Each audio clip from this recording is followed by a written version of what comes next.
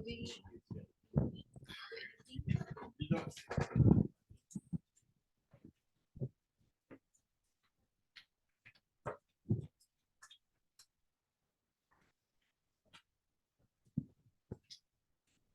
will we get the talk to any or you get the already presentation or Indonesia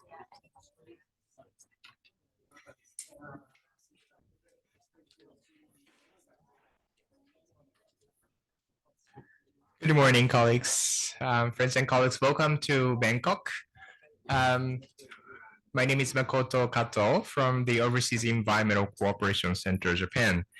I am leading the Secretariat team of the Initiative on Fluorocarbons Life Cycle Management, or IFL, initiated by the Ministry of the Environment, Japan. So we are welcome to participate in this meeting.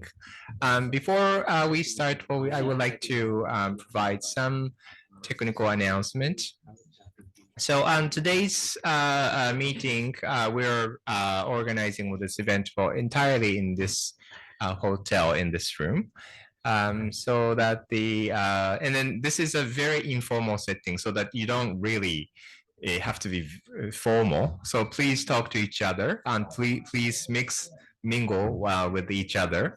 And also we prepared like sort of a pre-arrangement or preceding arrangement, but some of the tables are already crowded and some others are quite slim, so that if you want, you can also move to a different tables. But the purpose of the important thing is like we are going to be very close friends to tackle fluorocarbons issues and global environmental issues together.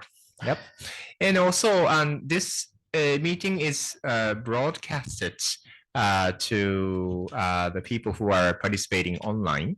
So I hope you can agree with this. Of course, this is quite an informal setting, so that there's no restriction about your statement. So you can, there are governments people, there are private sector people. So basically you're representing your organizations. However, maybe what we can say, Chatham House rule is applied, so that even away from apart from your government or organization position, you can say anything you want and you can ask anything you want. So for the purpose of very frank and informal and practical discussion here. So this is the rule. And also for the presentations materials, we have uploaded the materials in the OneDrive, so that later we are going to share the QR code for the OneDrive. Do you think we have QR code now? Okay, in the break. So in the coffee break, we're going to distribute. But so while you are listening to presentation, then you can also follow electronic files with your laptop or tablets. All right. Without further ado, we would like to start for the meeting. So again, welcome to the group seminar for Asian countries on fluorocarbons life cycle management. This is the seminar organized by the Ministry of the Environment, Japan. And to start the meeting, I would like to invite our organizer, Mr. Yoshihiko Watabe, from the Office of Fluorocarbons Control Policy of the Ministry of the Environment, Government of Japan. So, Mr. Watabe, please.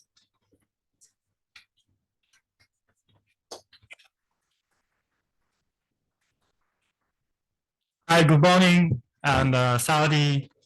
I'm Yoshihiko Watabe from the Office of Fluorocarbon Control Policy, the Ministry of the Environment, Japan.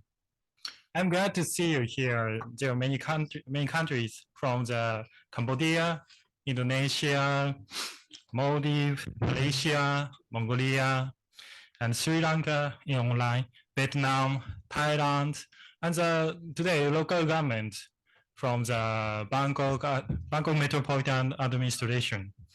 Also, I'm excited to have Japanese private sector who have kindly traveled from Japan or joined it from the office based in Thailand. Today, I'm happy to welcome you in person here to the seminar on Fluorocarbons Life Cycle Management for Asian countries. Since 2020, we have conducted a seminar online about Fluorocarbons Life Cycle Management for government officials and stakeholders. This seminar has focused on science, policy, and technologies. For example, we introduced Japan's experiments with implementing the Act on Rational Use of Fluorocarbons and related policy instruments showcasing the technology about the prevention of leak, collection, recovery, reclamation, and destruction of fluorocarbons. Also, the seminar provided the opportunity to share and update the progress of politics and measures and discuss with other countries. This seminar was very useful, but it was challenging that participants could not speak to each other in person, especially for obtaining knowledge about technologies. Participants learned only from the video material, which are prepared for not substitute for on-site demonstration. So this year, we have decided to organize a seminar in person, where you can physically attend the meeting and see technological demonstration of Fluorocarbons life cycle management in your eyes. The program covers recent updates of global and domestic efforts on the life cycle management, as well as specific technologies that might be applied on the ground. Also, there will be opportunity for networking with technologies experts and business community who may provide additional insight for potential application in your countries. I hope this seminar will provide the opportunity to deepen your understanding and strengthen our joint action management in the near future. Please enjoy your active discussion today and tomorrow. Thank you very much. Congrats.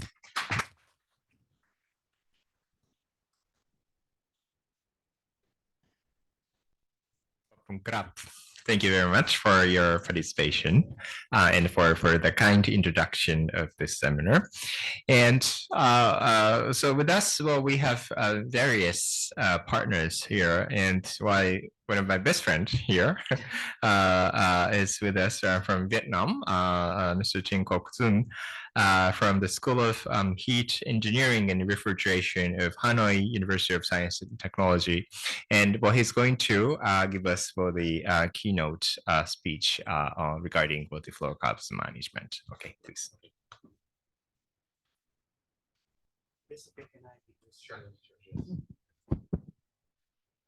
Yeah, okay. Good morning, ladies and gentlemen. Okay.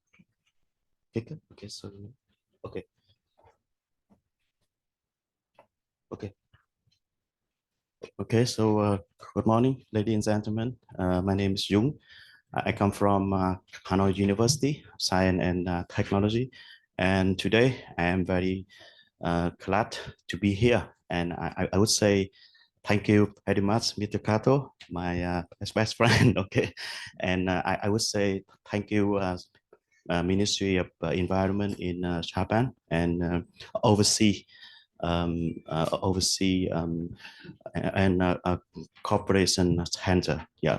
Okay. So my presentation is sustainable cooling, an option for refrigerant life cycle management. So I mark the questions. So you know that in the our community, sustainable cooling is very important.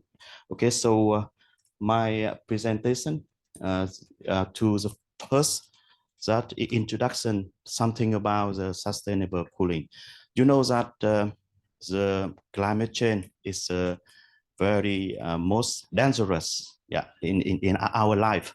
Okay, so you know that in the warming world, the extreme heat and climate change is the first killer of people.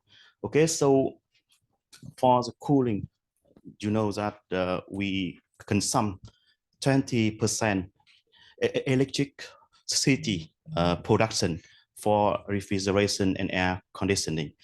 But do you know that in our life, we consider more important, like energy, like transport, like lifestyle and agriculture.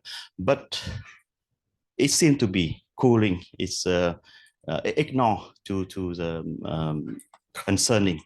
So you know in sustainable cooling is a very big GHG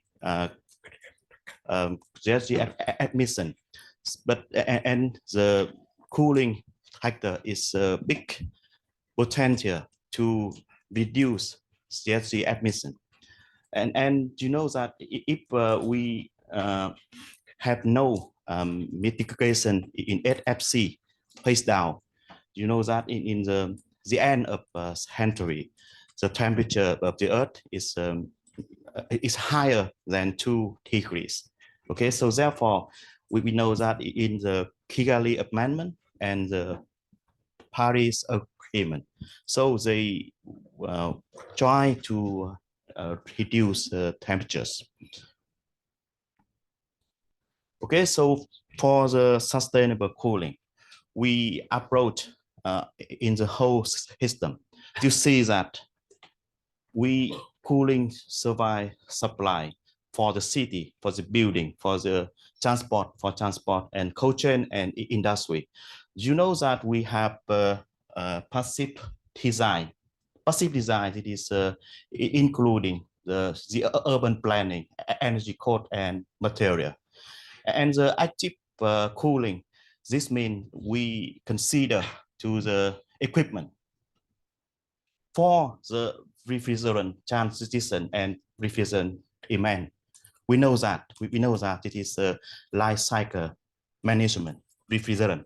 Okay, so if we consider the whole system, to see that we consider not only for the life cycle refrigerant management, but also for the cooling service demand.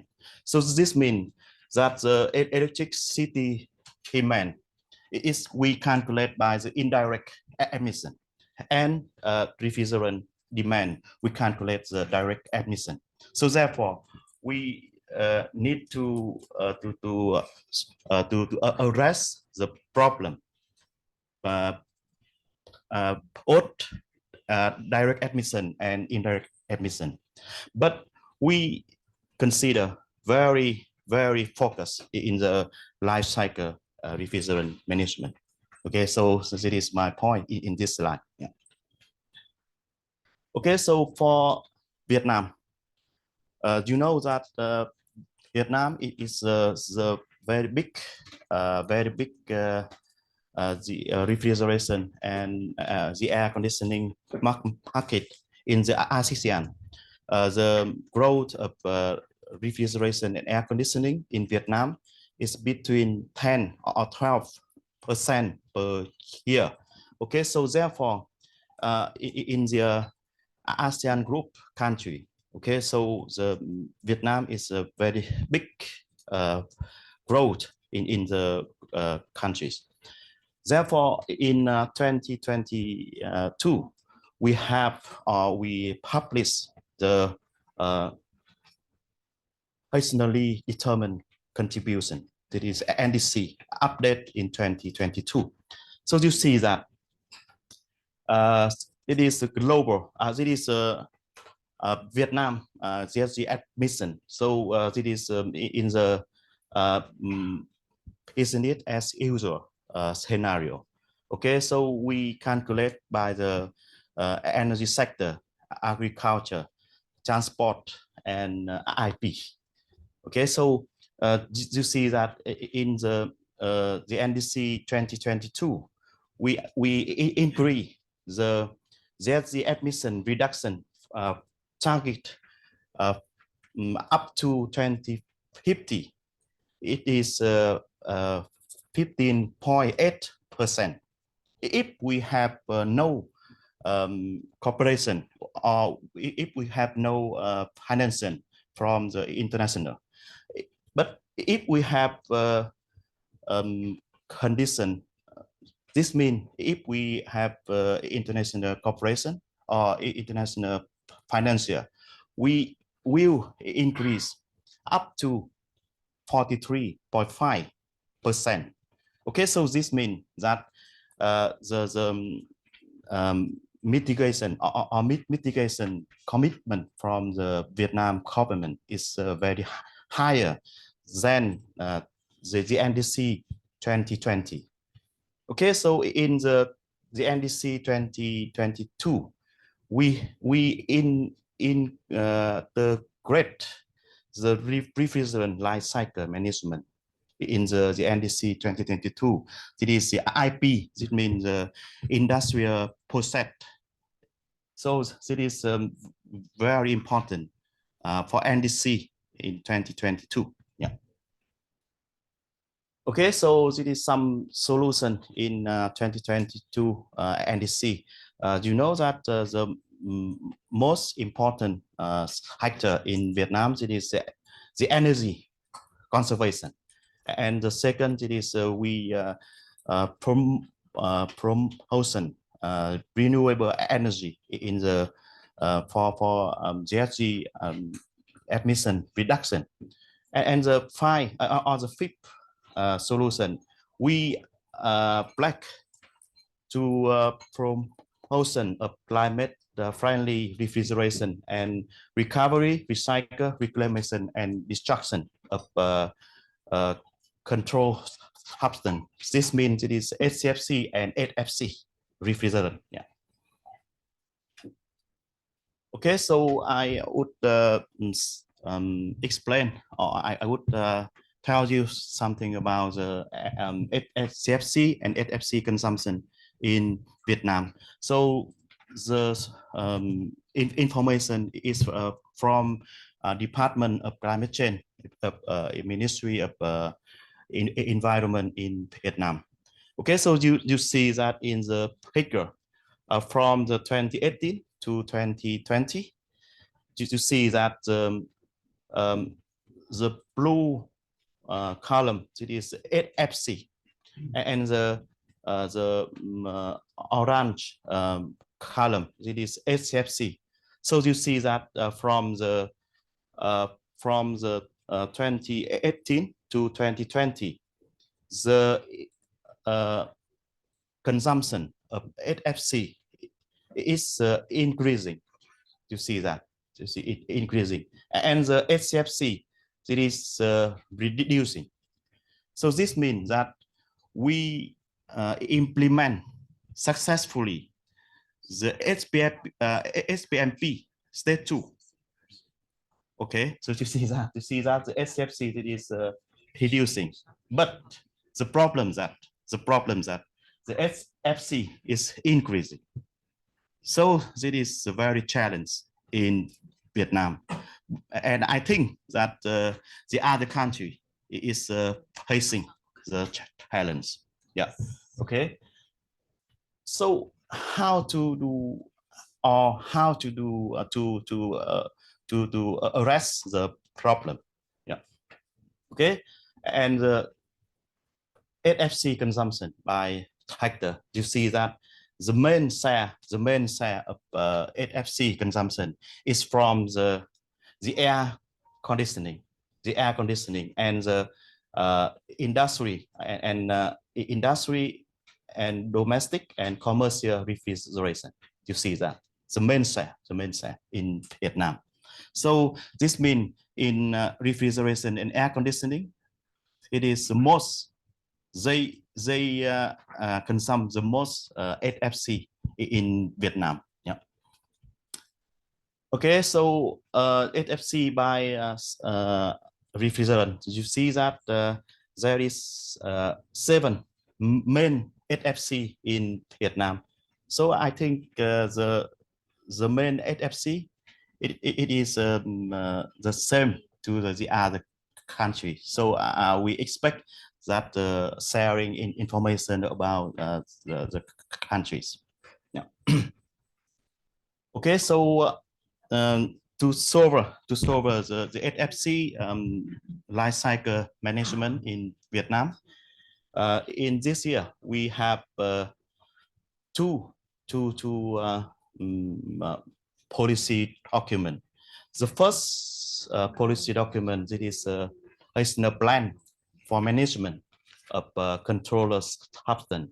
This means it is HPMP phase 3 and Kigali implementation plan phase 1 in preparation. So Mr. Nam, my colleague from the Department of Climate Change, so after that, he will explain more the HPMP phase 3 and Kigali implementation plan phase 1. Yeah.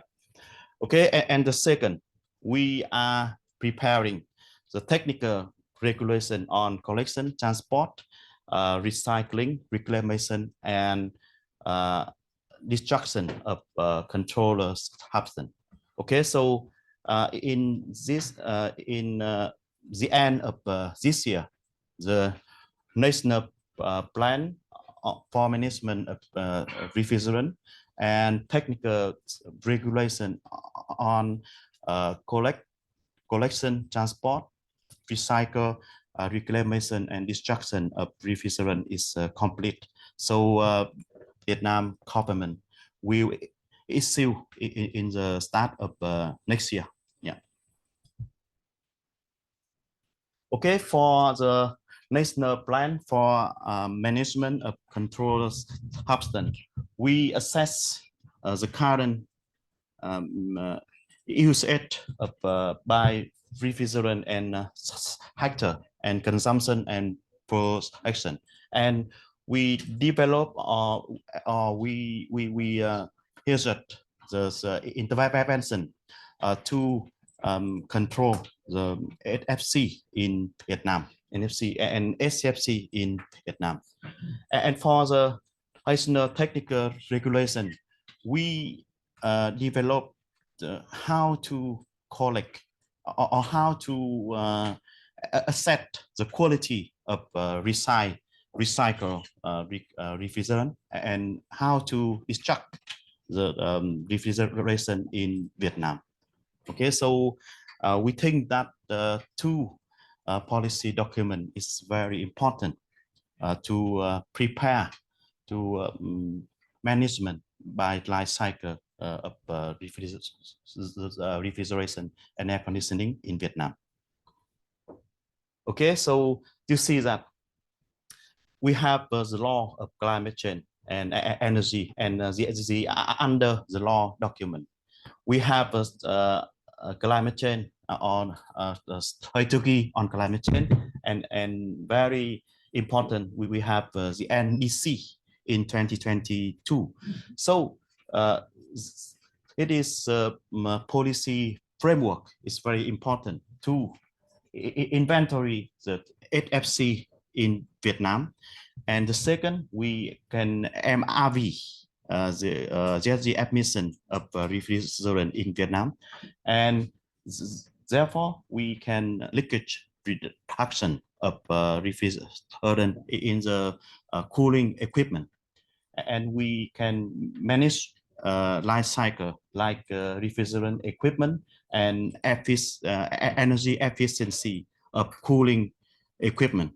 So, and we can link it to the carbon credit and some the other green bonding for the management of HFC in Vietnam. Okay, so not only to focus on the life cycle HFC or refrigerant in Vietnam, we have some action to achieve sustainable cooling. So you see that we are implementing the sustainable urban cooling in Vietnam city. The second, we are developing the Eisner Green Cooling program, and very important that next year we develop the Eisner Cooling Action Plan in Vietnam. So I know that Eisner Cooling Action Plan, the first in the India, the first plan in India, and the second, I remember that it is some country they have Eisner Cooling Action Plan, and the next year we have Eisner Cooling Action Plan in Vietnam. So you understand that the Eisner Cooling Action Plan, it is combined. So I mean that sustainable cooling. So we are focusing in the not for management refrigeration, but also we consider to the equipment, to the cold chain, to the building and urban. It is so. It is a national cooling action plan. It is very important or powerful framework to achieve sustainable cooling. Okay, so it is some my information and my sharing to you, and I wish you have a good time and I would like once again thank you Ministry of Environment in Japan and Corporation Overseas Center, okay, to invite me to attend the conference. Okay, thank you very much. Yeah. Thank you very much.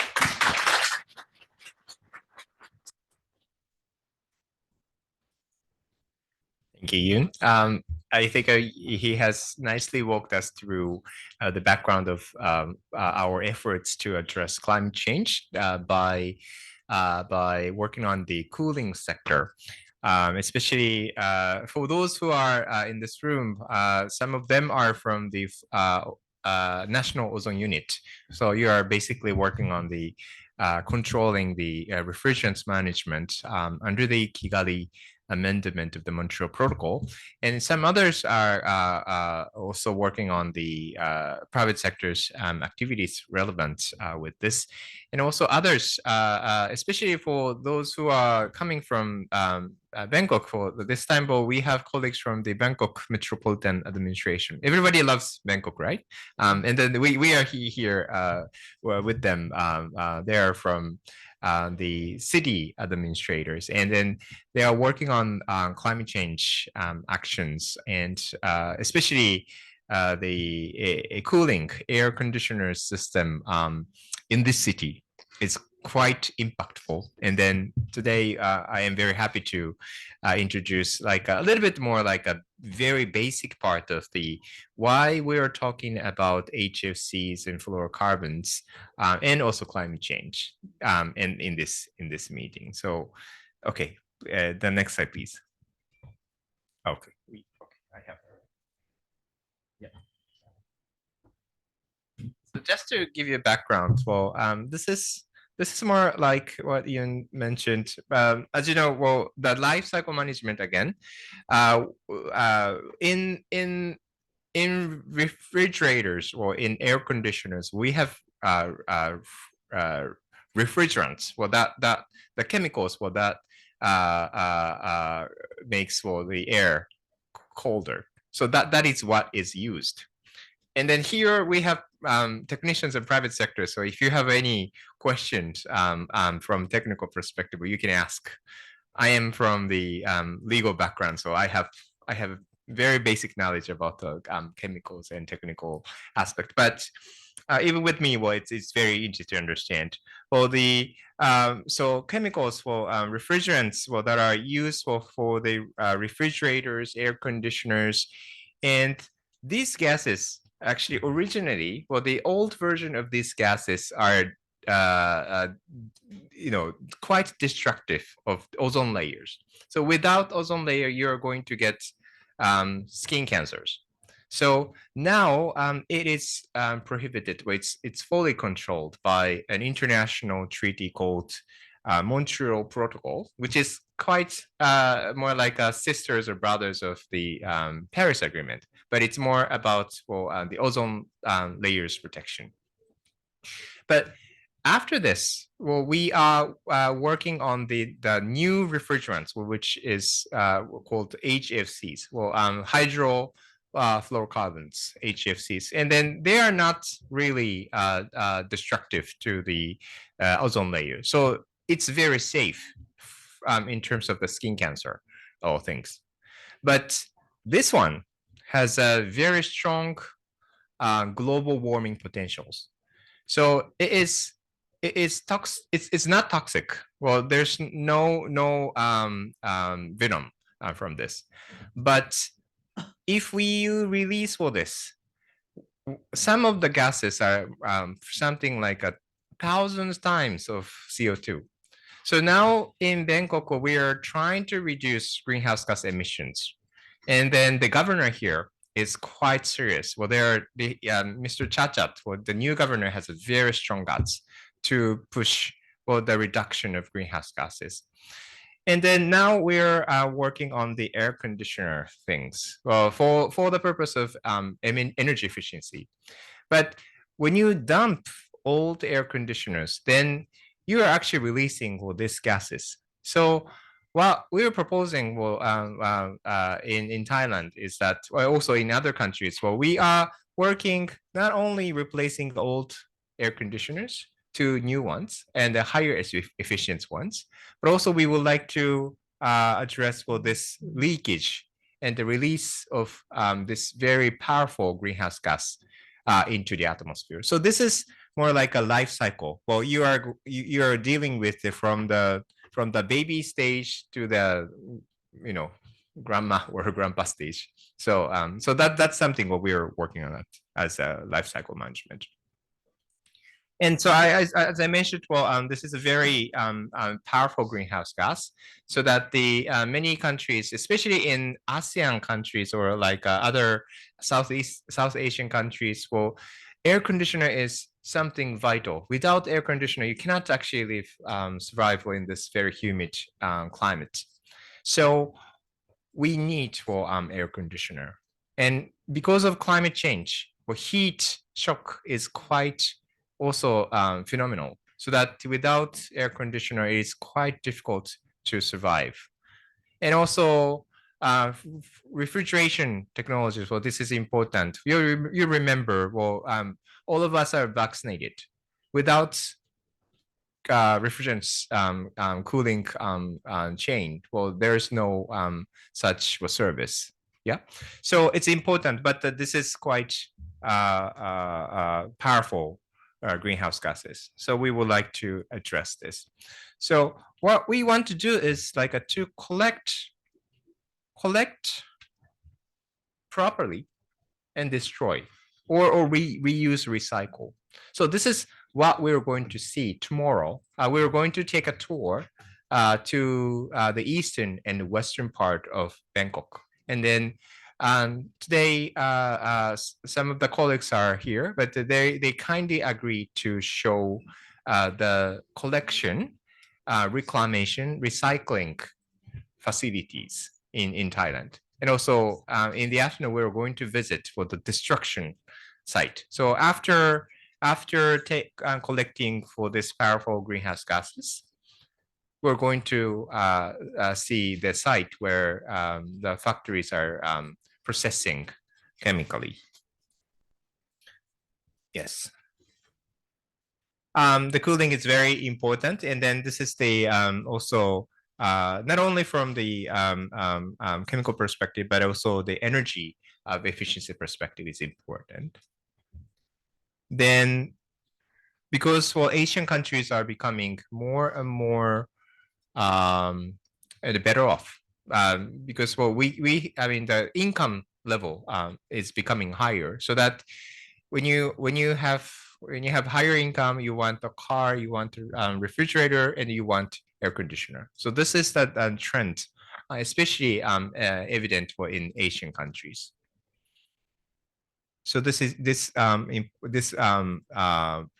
action is very important. But if you take actions for in the cooling area, well, this is without any actions or business as usual or BAU. But this is if you take the actions, well, you can reduce for this much of greenhouse gases. So what all of us are doing here is trying to achieve for this part. Yep.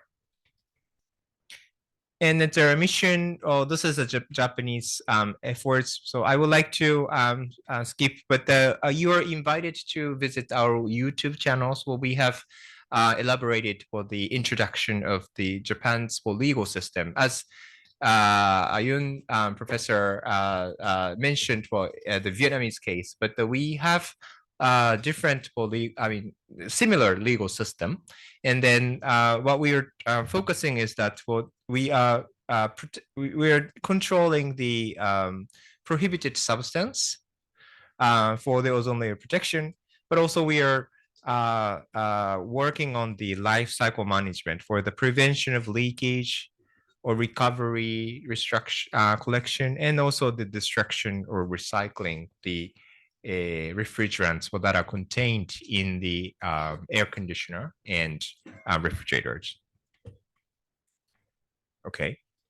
Now, the Ministry of the Environment is working on the international cooperation, and well, this is what we called initiative on fluorocarbons life cycle management.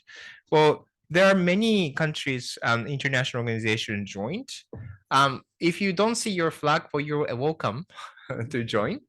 And also, we have Japanese private sector colleagues who joined in this collaboration. So that this is a very strong team.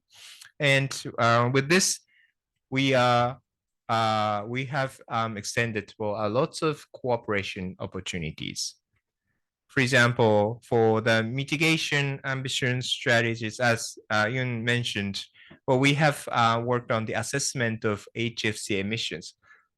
This is actually extraction from the Bangkok Metropolitan Administration, but in Bangkok, we haven't had yet for refrigerants management, but maybe we can reduce this spot again. And with Professor Retano, from the Bandung Institute of Technology, or ITB, with her office, and also with Eve Meida from the Ministry of Environment Forestry, we are working on greenhouse gas inventory, national greenhouse gas inventory, with a focus on the hydrofluorocarbons, or HFCs. So this is quite important, and we have started for this efforts, and for this year we're going to work on the for this year and next year we're working on the pilot development of the HFCs inventory. Then Vietnam is quite evident and quite impressive. This is the former environment minister of Vietnam, former minister, and this is our ambassador. But if you see, well, this is former our prime minister, and this is former prime minister of Vietnam. So that this issue has been elevated to this higher attention. So I think Vietnam is leading in this region, and I'm very proud. Then this one, in this afternoon, Mr. Ashish here, he's from, are you from Osaka? From the summer. Okay. He has an Indian background, but now I asked him, well, yesterday, well, where are you from? And then Sakamoto-san with his friend, Osaka, because he speaks very, very good Japanese, but a very strong Osaka accent. This is quite funny, but anyways, well, he is working on the development of HFCs and refrigerant tracking system. I think some of you who have been working on the refrigerant management, well, this is quite important, because if you have used air conditioner, you have used refrigerants. People usually actually, well, releasing this to the atmosphere. But as I mentioned, well, this is very dangerous in terms of climate change. So And also this refrigerants, this is valuable gas. You can clean it and then you can reuse or recycle. This is something that are available, but the opportunities are still locked here. So that what we are trying to do is introduce a proper management system and proper tracking system for environment, but also for the economic benefit. So this is going to be introduced in this afternoon by Mr. Ashish. Then we are working on the development of manuals, guidelines, or technical training with us, well, Mr. Chayapu from Cambodia. We have worked on the development of the manuals for collection and also destruction. And last year we had a fantastic training online and also the sort of like a classroom type training. But for this year, I mean, actually early next year, January or February, we are going to have this kind of like the physical training. And then this is something we would like to see in other countries as well.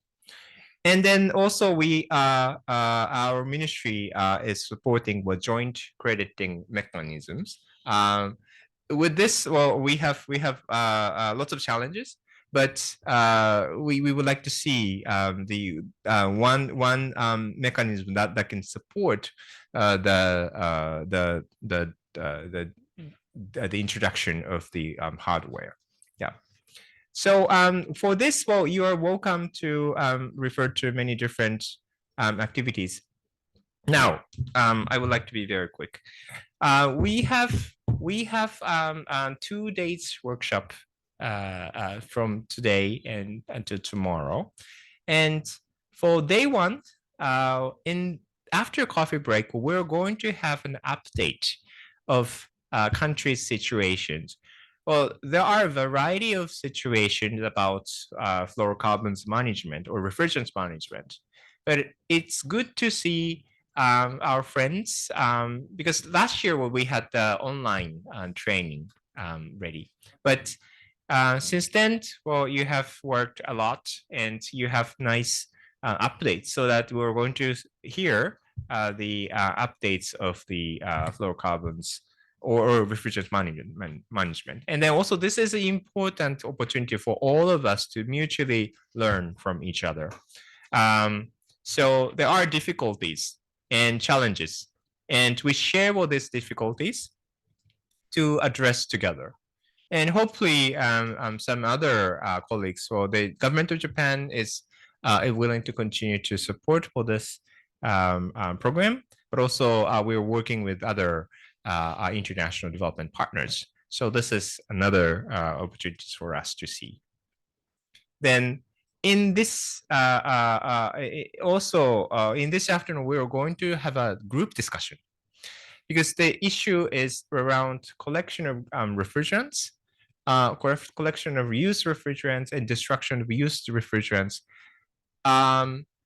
It sounds easy, but it's actually quite, sometimes it's quite challenging, but there are many things we can do together. So we're going to see technologies, we're going to see policy background, but also we would like to see what are challenges what we can address together.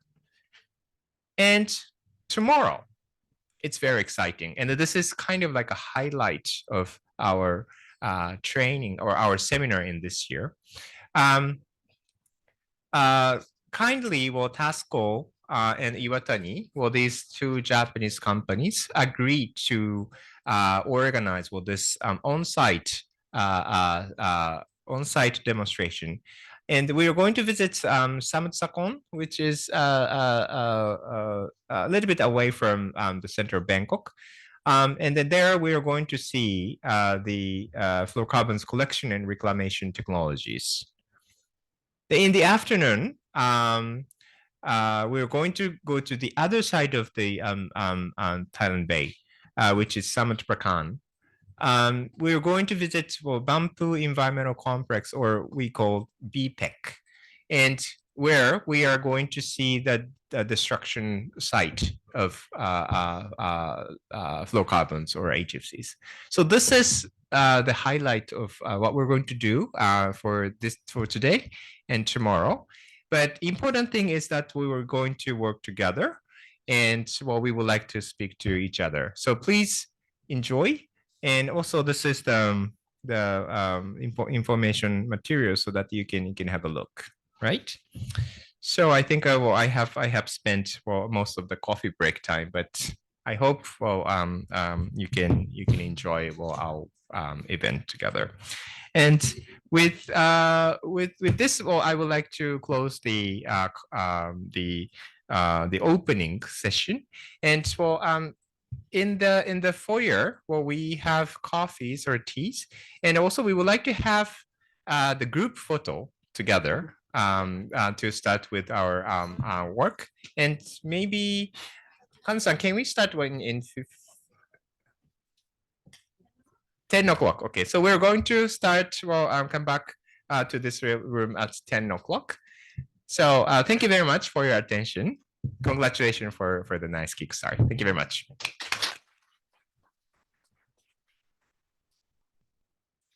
So you're invited to come to the photo session together. Yeah.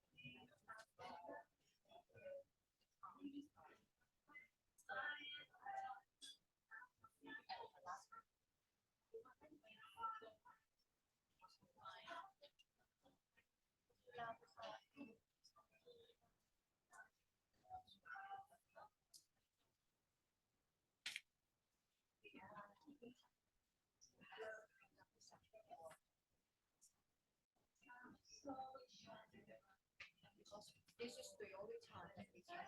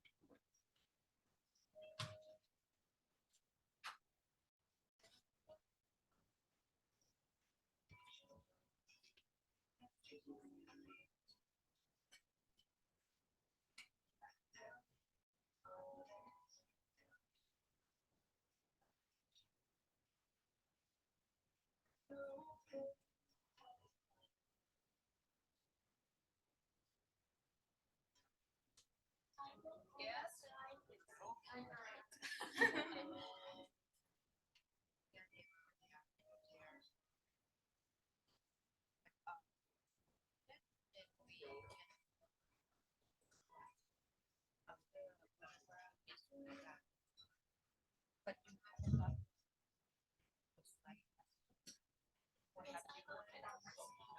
okay, at least we got her, and that's what we want to make sure that she wants us to share with her, right?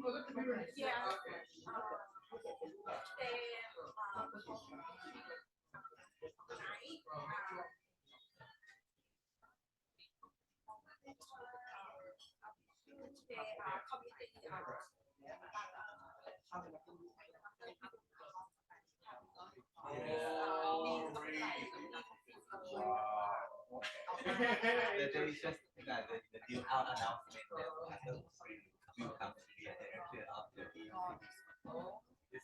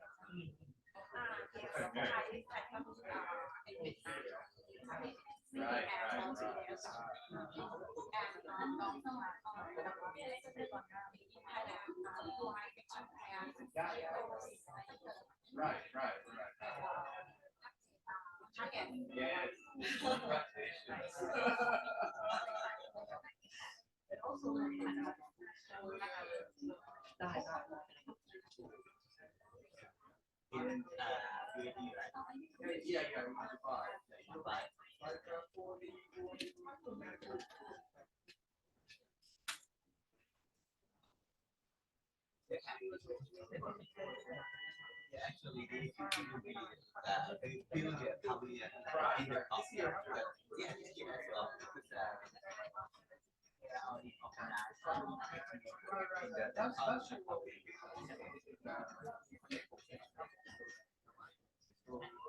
yeah it's near it's very exactly like we feel out like the world cup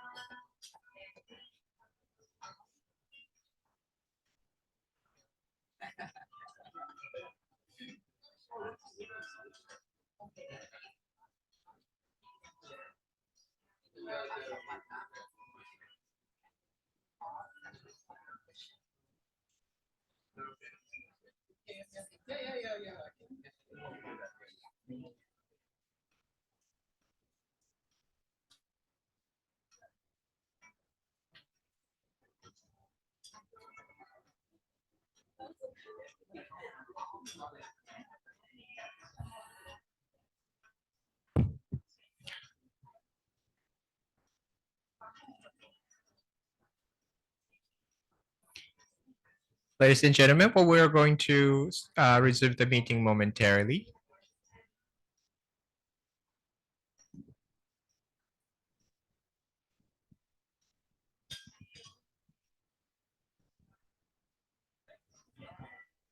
Ladies and gentlemen, hello, participants. Well, we are going to start the meeting momentarily, so you're welcome to come back.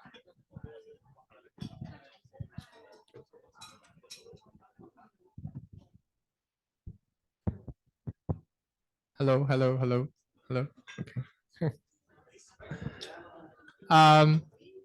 May I invite for colleagues, or you are welcome to come back. Okay.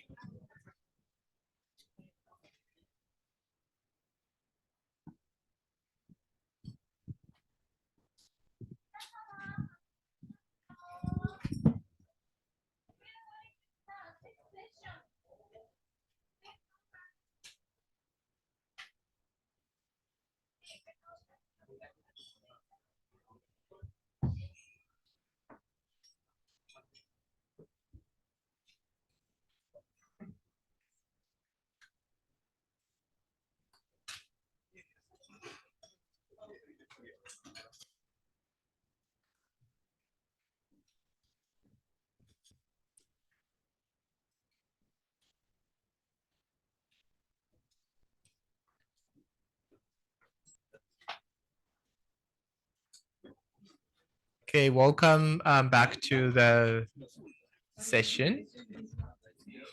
It's a good idea to you can bring like coffees to this room with you. Then you can enjoy coffee and also presentations. Also, at the back side of this room, you have you can find restrooms so that whenever you need to do your business, please do so. And this event is broadcasted by YouTube. And I hope you're okay with your, you can give a consent to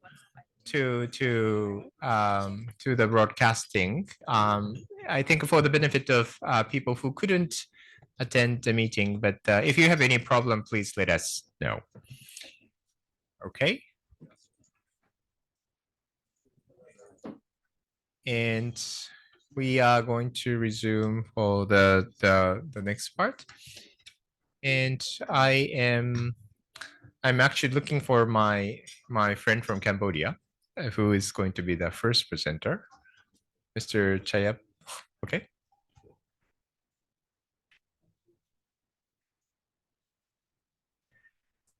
Okay. So while he is coming back to this room, I would like to start. Maybe Kana-san, to put okay, okay. Then maybe then if possible, okay. So this is the QR code. So you can access this, and then you can download the all the presentations, and then we constantly update for this the contents of the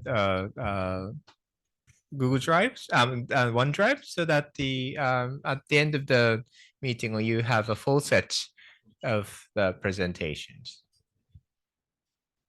Okay. Right. Okay. So now presenters are ready, so that we're going to jump into the first substantive part of this meeting. And as the first presenter, we would like to have Mr. Chapel from Cambodia with me, and then you're invited to come to this place. Yeah.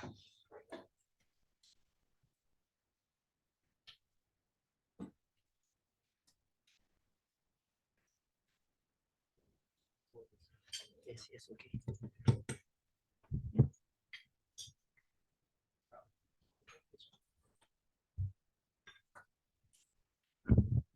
Okay, thank you and good morning, everyone.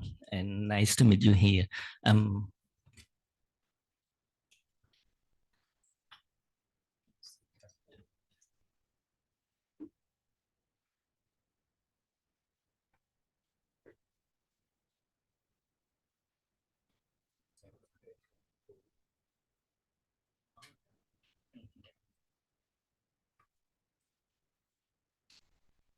Again, thank you. And I'm Chai Po from Ministry of Environment, Cambodia, and nice to meet you. And I would like to present briefly about situation of HFC in Cambodia, and including some activities.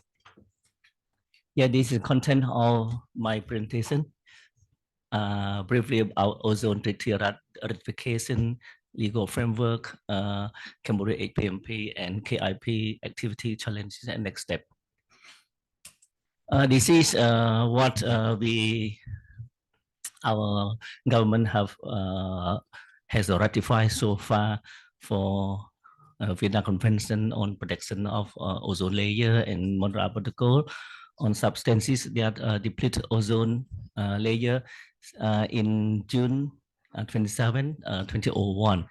How about the other amendment of Montreal Protocol? For the four amendment, London, Copenhagen, Montreal, and Beijing was ratified on the 31st of January 2007. And last few years, on the 8th of April 2021, our government has ratified the Kigali Amendment. Yes, I would like to have a short display about our sub-degree and legal framework that we used to work on HCFC and ODS in Cambodia. In Cambodia, in March 2005, the government issued Anukrit in Cambodia.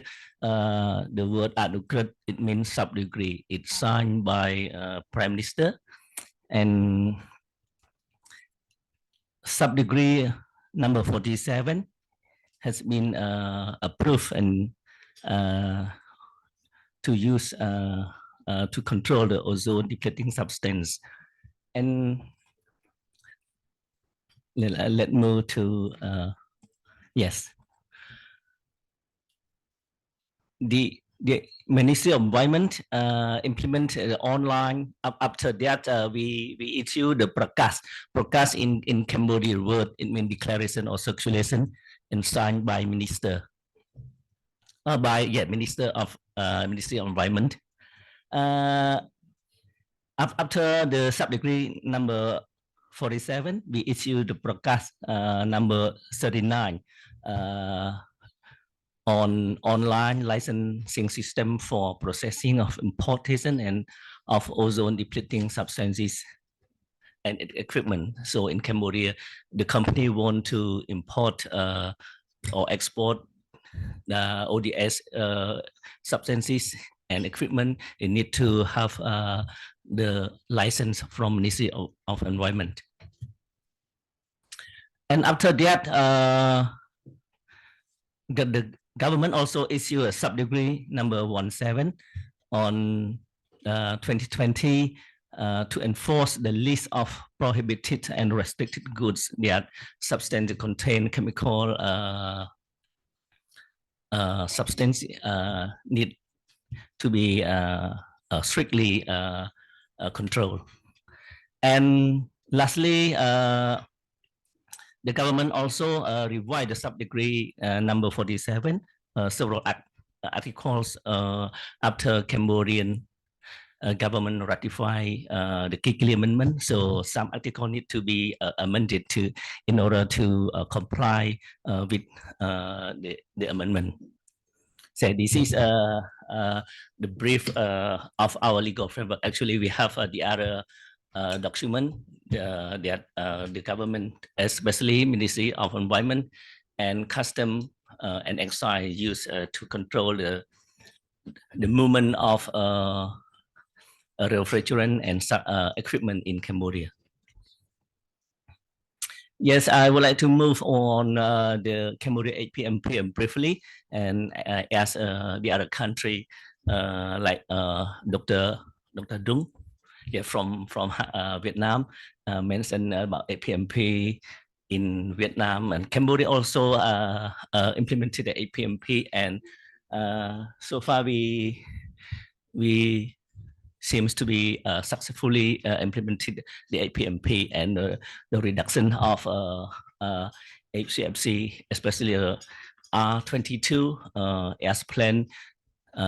We implemented the phase out over what we have planned in HPMP. And about KIP, Kigali implementation plan, as a previous presentation, Cambodia also in the present stage of KIP and supported by UNDP and UNEP. And we just finished last few months the data collection on the refrigerant and equipment. So all we got the data and from servicing workshop and user or the other related stakeholders, and compared to the imported side stick from custom and excise, and the collection of information has been finished, and now it's in the present of formulation of a policy and supported by UNEP. Yes, move to the activity on HFC or ODS management in Cambodia, like Mr. Kato-san and just mentioned that training on life cycle management of fluorocarbon in Cambodia, and we have done several times virtually and physically, and we hope that as information next year, early next year, we will have more training on the issue. And we also provide training on to technicians on good practice for installing, repairing, and maintaining cooling equipment. Yes, not only in Cambodia, but we send to Thailand, our technician to Thailand, to China and Malaysia for training on good practice. And we also have the training from online training from UNEP that they provide a training with expertise from Australia, online training, and we practice our practice in the room and with virtual instruction. Also, we carry on with the incentive program in changing the HFC based AC to HFC, especially R32. So this is supported by UNDP. The user or the other company wanted to change from R22 to the other alternative or friendly refrigerant. They can submit the form to the Ministry of Environment, and then for 1 to 1.5 HP, we provided $100, and from 2 HP up or 200. This is incentive, and they just submitted so with the document and signed from a technician. Also, we providing recycling reclamation equipment to 2 servicing workshop in Cambodia. We call a Khmer Khmer and Devi servicing workshop, but as information, the equipment seems to work like some broken, and maybe just with a Khmer Khmer that can operate the machine. The other broken. So this is what information on our activity, but we have the other activity I have not included in the presentation. But we have done several activities in terms of fighting, combating the HCFC or HFC or ODS. Yeah, this is in our activity. Just brief you about our picture. We use NOU, the Ministry of Environment, use the sticker to put to stick on the cylinder of AFC. Or this is the officer from NOU and to inspect the warehouse of import company, and then after we checked properly that the cylinder and the label is matched, so we stick on that cylinder, and we inform that the buyer not to buy from the company or cylinder with no sticker, to ensure that this is the inside of cylinder and what you want is matched. Yeah, this is the activity of the data collection information for the preparation of KIP, and we also visited by the consultant from UNEP to see the real situation in Cambodia. So we brought her to several places to interview with owner, the importer, servicing workshop.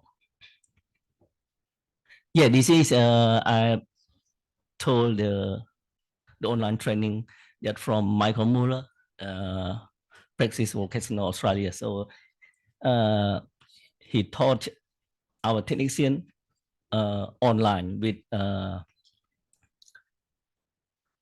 installation or repairing technical aspects. So it is a real practice in the room and with camera, and he instruct step by step. So we followed this 2 times in May and June last year. Yes, move to our challenges in combating the issue. So like I would like to highlight 3 of our challenges: lack of cooperation between stakeholders, especially private sector and technicians within workshop. Frankly speaking, some technician workshop, when we visited their workshop, they seems to be scared of providing us information. Maybe they think the information provided affect their business or something like that. So after we inform and we explain them, and then they finally provide some information about the real practice of using equipment, especially the amount of gases. And we face problem also with our technician, limited of capacity in flammable refrigerant handling and understanding of a legal framework. Even those we try to disseminate the information through the workshop or other event, but limited capacity. And the last of our challenge, the program activities cannot be implemented due to insufficient of fund. Yeah, this is our big challenges. We talk with a stakeholder and expert, OECC also with insufficiency of funds, and some activity cannot be done. So we hope to get support from expert or from company or private company can strengthen our activity. Yes, the last slide of our activity next step. So in the plan, we will continue providing a capacity building for technicians on good practice for installing, repairing, and maintaining cooling equipment. And also we promote the recovery, recycling, and reclamation of refrigerant for servicing workshop. And we have talked with OECC and Ministry of Environment Japan the issue.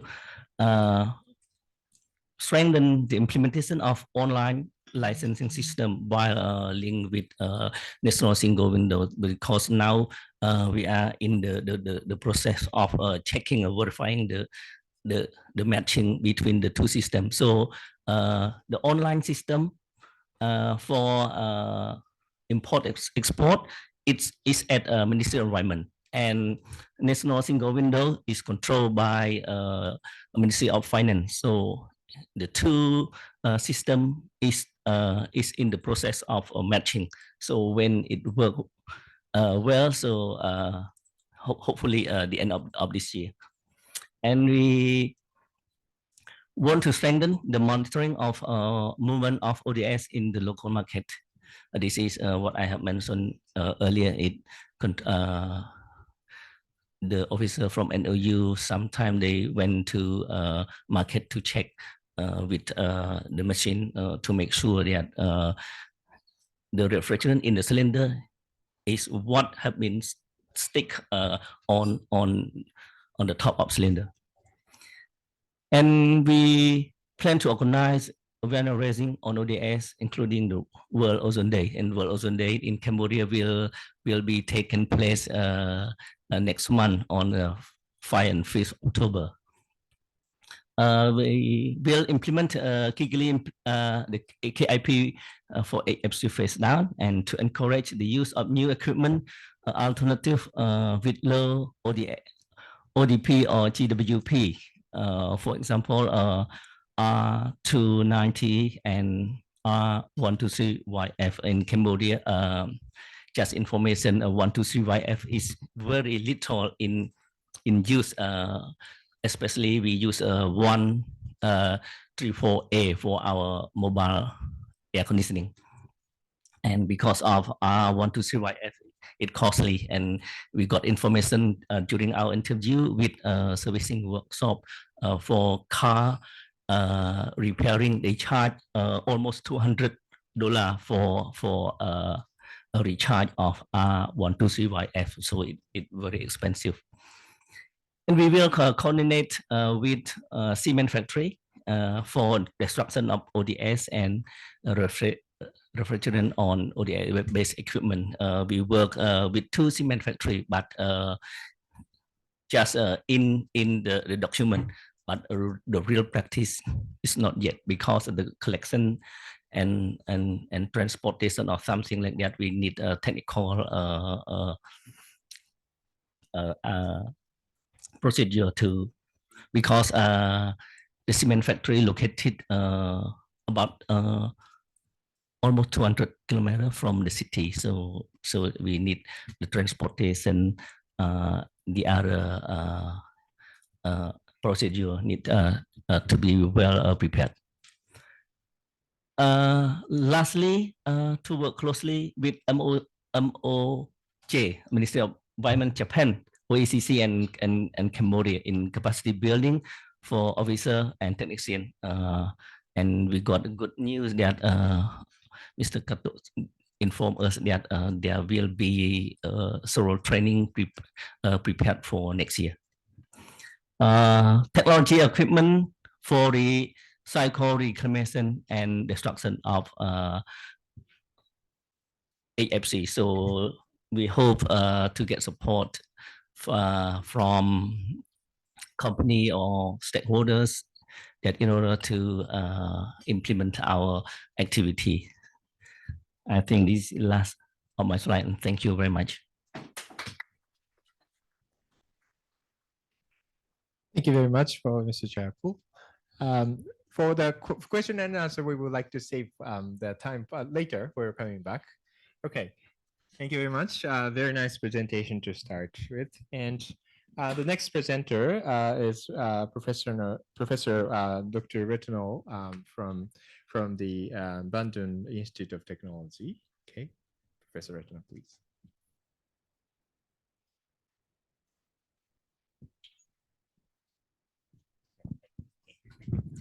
Thank you very much. Yeah, quickly presentation because of the time, and thank you very much for the give our possibility to present that we have done in the National Greenhouse Gas Inventory. But I don't want to talk much in Kigali Amendment program in Indonesia, but how to make it alignment between Kigali and also for mitigation action and GHG inventory under UNFCCC, for example, like NDC Indonesia, enhanced NDC, second NDC, and for the next future, we also talk about net zero emission. Okay, thank you. Yeah. Update of domestic effort in Indonesia because of we just started with the HFC and mapping out sources of the F gases. And when we talk about F gases under UNFCCC, but we only focus on HFC for refrigerant and other product. But today I share only for refrigerant. Data collection for national GHG emission inventory for F gases start from after mapping of the source, and we trying to find it the data from previously study, and now we also collect data directly from the use of HFC under the equipment as well as import directly. Capacity building, yes, of course, we have a capacity building already carried out, but this capacity building as a national capacity building is for local university and throughout CBIT UNDP program, but not include F gases inventory. Effort to the collection of all relevant data, we try to deeply and make it assessment for comprehensive and collect data comprehensively to avoidance of leakage, recycling or reclamation, and as well as destruction. But in Indonesia, not yet started. Only one company that is carried out for the destruction, but start in 2021, if I'm not mistaken. And issue regarding to Kigali Amendment, also in line with the mitigation action, but we only focus for F cases. The needs of Indonesia for potential international cooperation, both of this issue will be presented by Ibu Meira. Next, please. Yeah. This is the development of refrigerant utilization. We see that there are first generation. Indonesia also have this first generation, but not for considering depletion ozone or GHG emission potential, but we focus only for this is work for operation for refrigerant. And this is type of this refrigerant below. And for the second generation, we start from 1960 and then until 2010. And this is more considered for safety and also stable and efficient. And the third generation refrigerant, we start with the 2010-2016. This is focused on zero ozone depletion potential, stable and efficient. But the last is fourth generation. We have to consider both between ODP as well as for global warming potential. And then we our work now focus on this side 2016 until now. And also maybe the future still use this kind of this refrigerant type. Next, please. Yeah.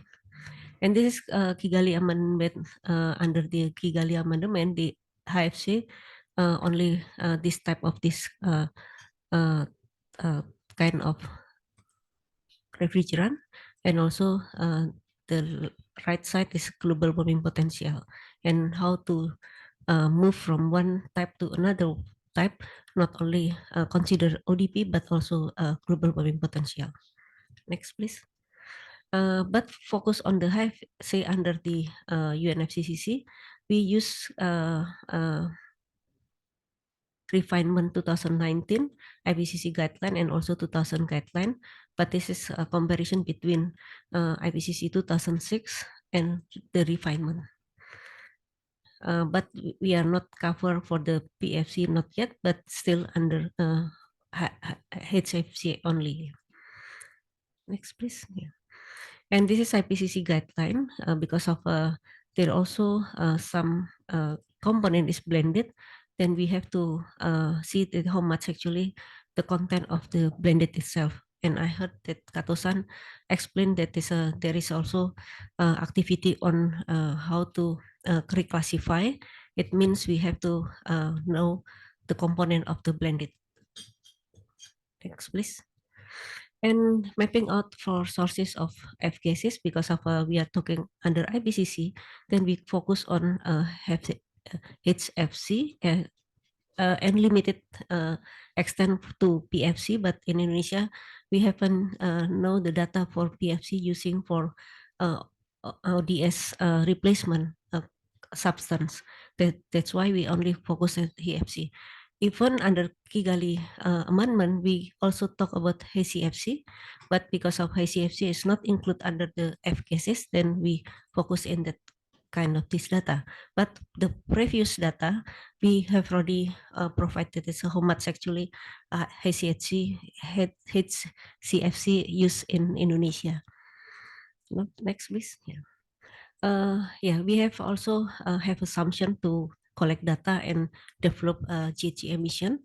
And the first is how to identify surfacing of equipment containing the refrigerant and emission from bank is very difficult. The second, even we can use assumption under the default value of IPCC, but we still try to find it from the survey.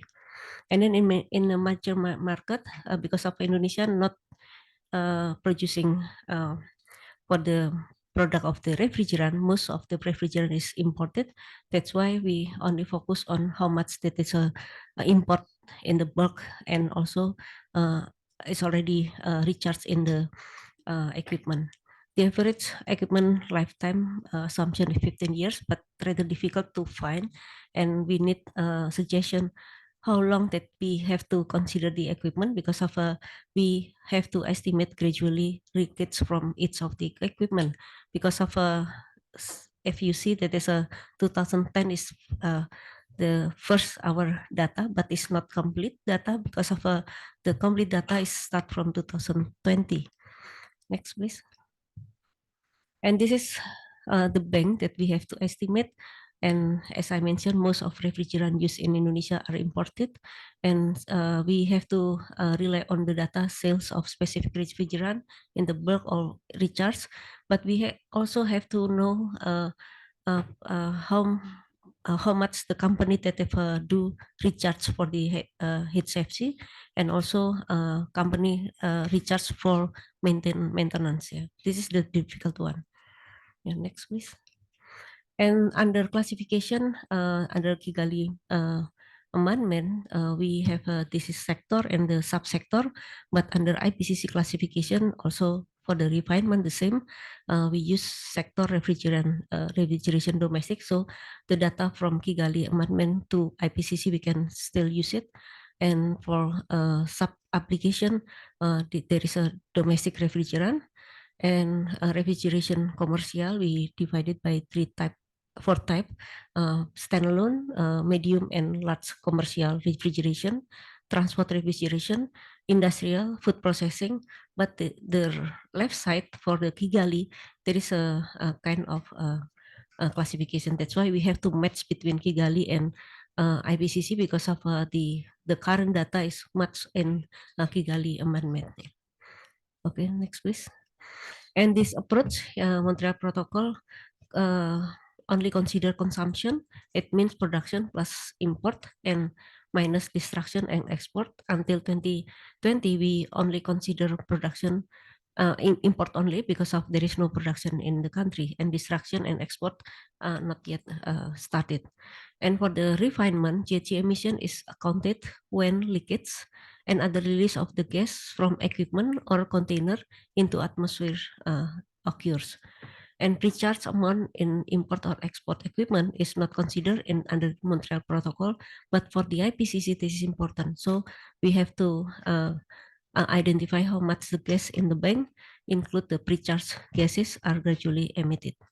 And then in under the Montreal Protocol, it is usually close to bulk import amount for developing countries, yes, like Indonesia.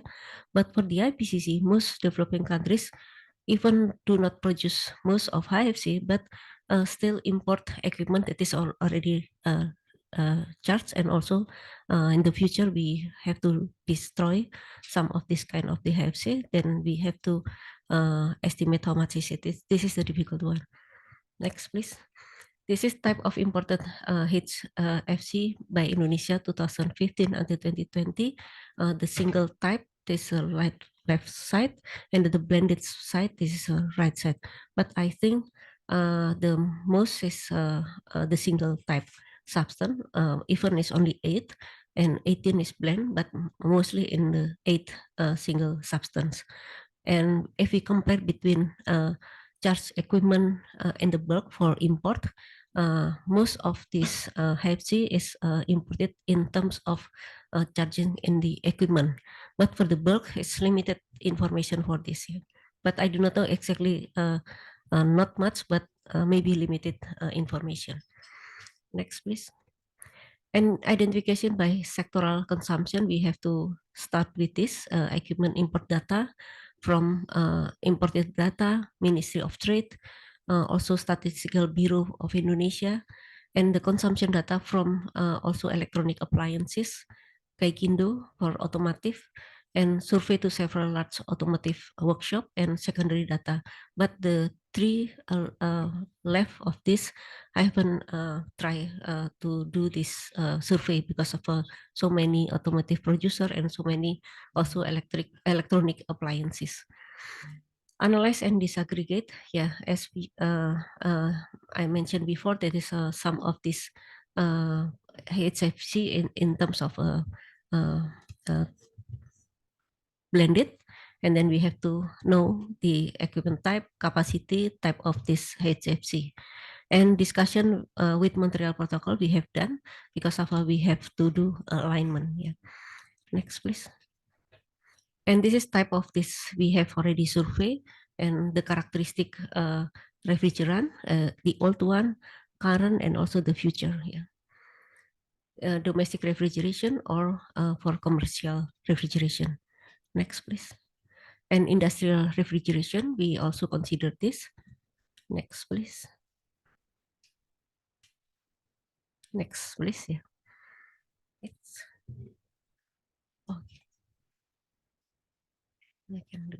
Okay. And this is for commercial air conditioning, the rooftop. Yeah. Next, please. And this is for VRV, VRF, and also positive displacement chiller, and yeah, centrifugal chiller, mobile and transport air conditioning, and foam production, fire fighting, aerosol.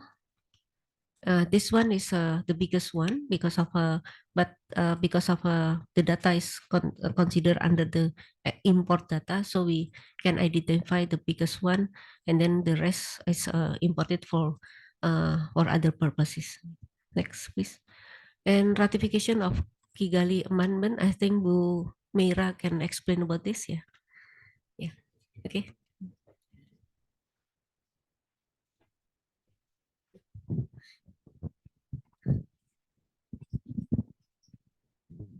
Sorry for the switching. Regarding the ratification of Kigali Amendment, Indonesia has ratified Kigali Amendment in 2022 through President Decree number 129 in 2022. The main challenge, we have discussed this implementation of Kigali Amendment with Ibu Gelang actually in terms of GHG inventory. So the main challenges in implementing Kigali Amendment, which is related to GHG inventory, is to collect data activities. So next, so we have planned.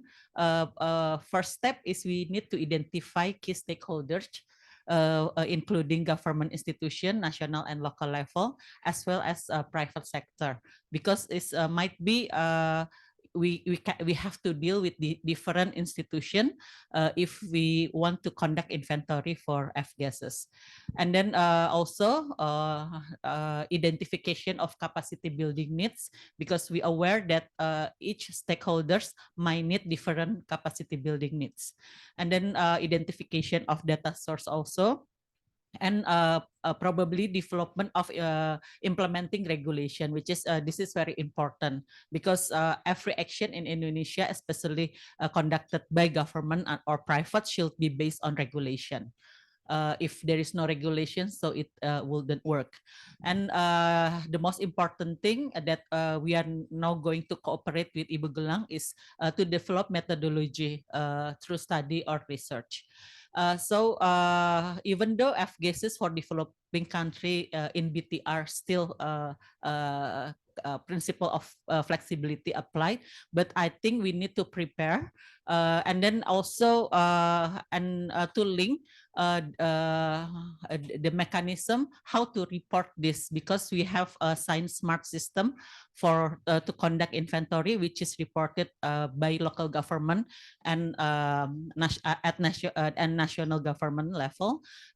Who is going to report in that online system for inventory, because it's important for us, because it's going to be related with SRN, national registry system, and then it's very important to determine who will be the who has the authority to conduct reporting. I think that's Marita. Thank you.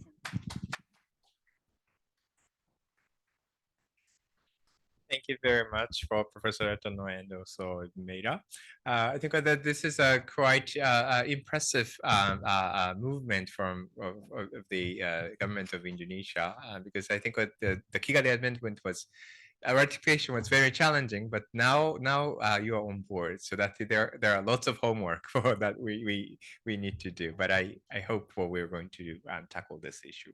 The next one, I would like to invite my friends from Maldives here. Okay, please.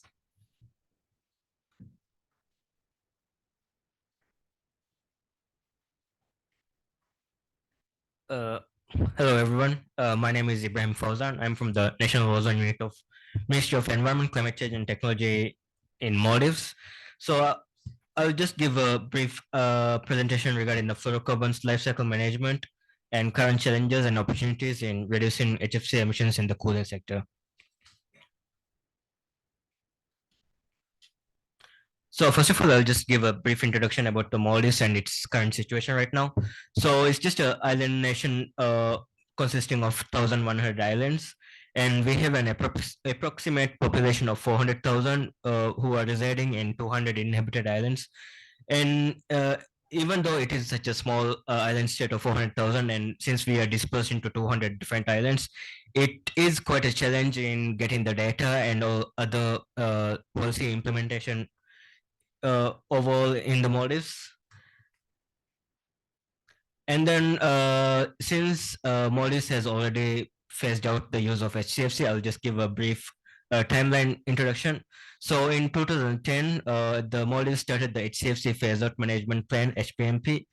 And since then, in 10 years, we have been able to completely phase out HCFC. So in 2011, there were limits and controls in import, sale, and use of HCFC.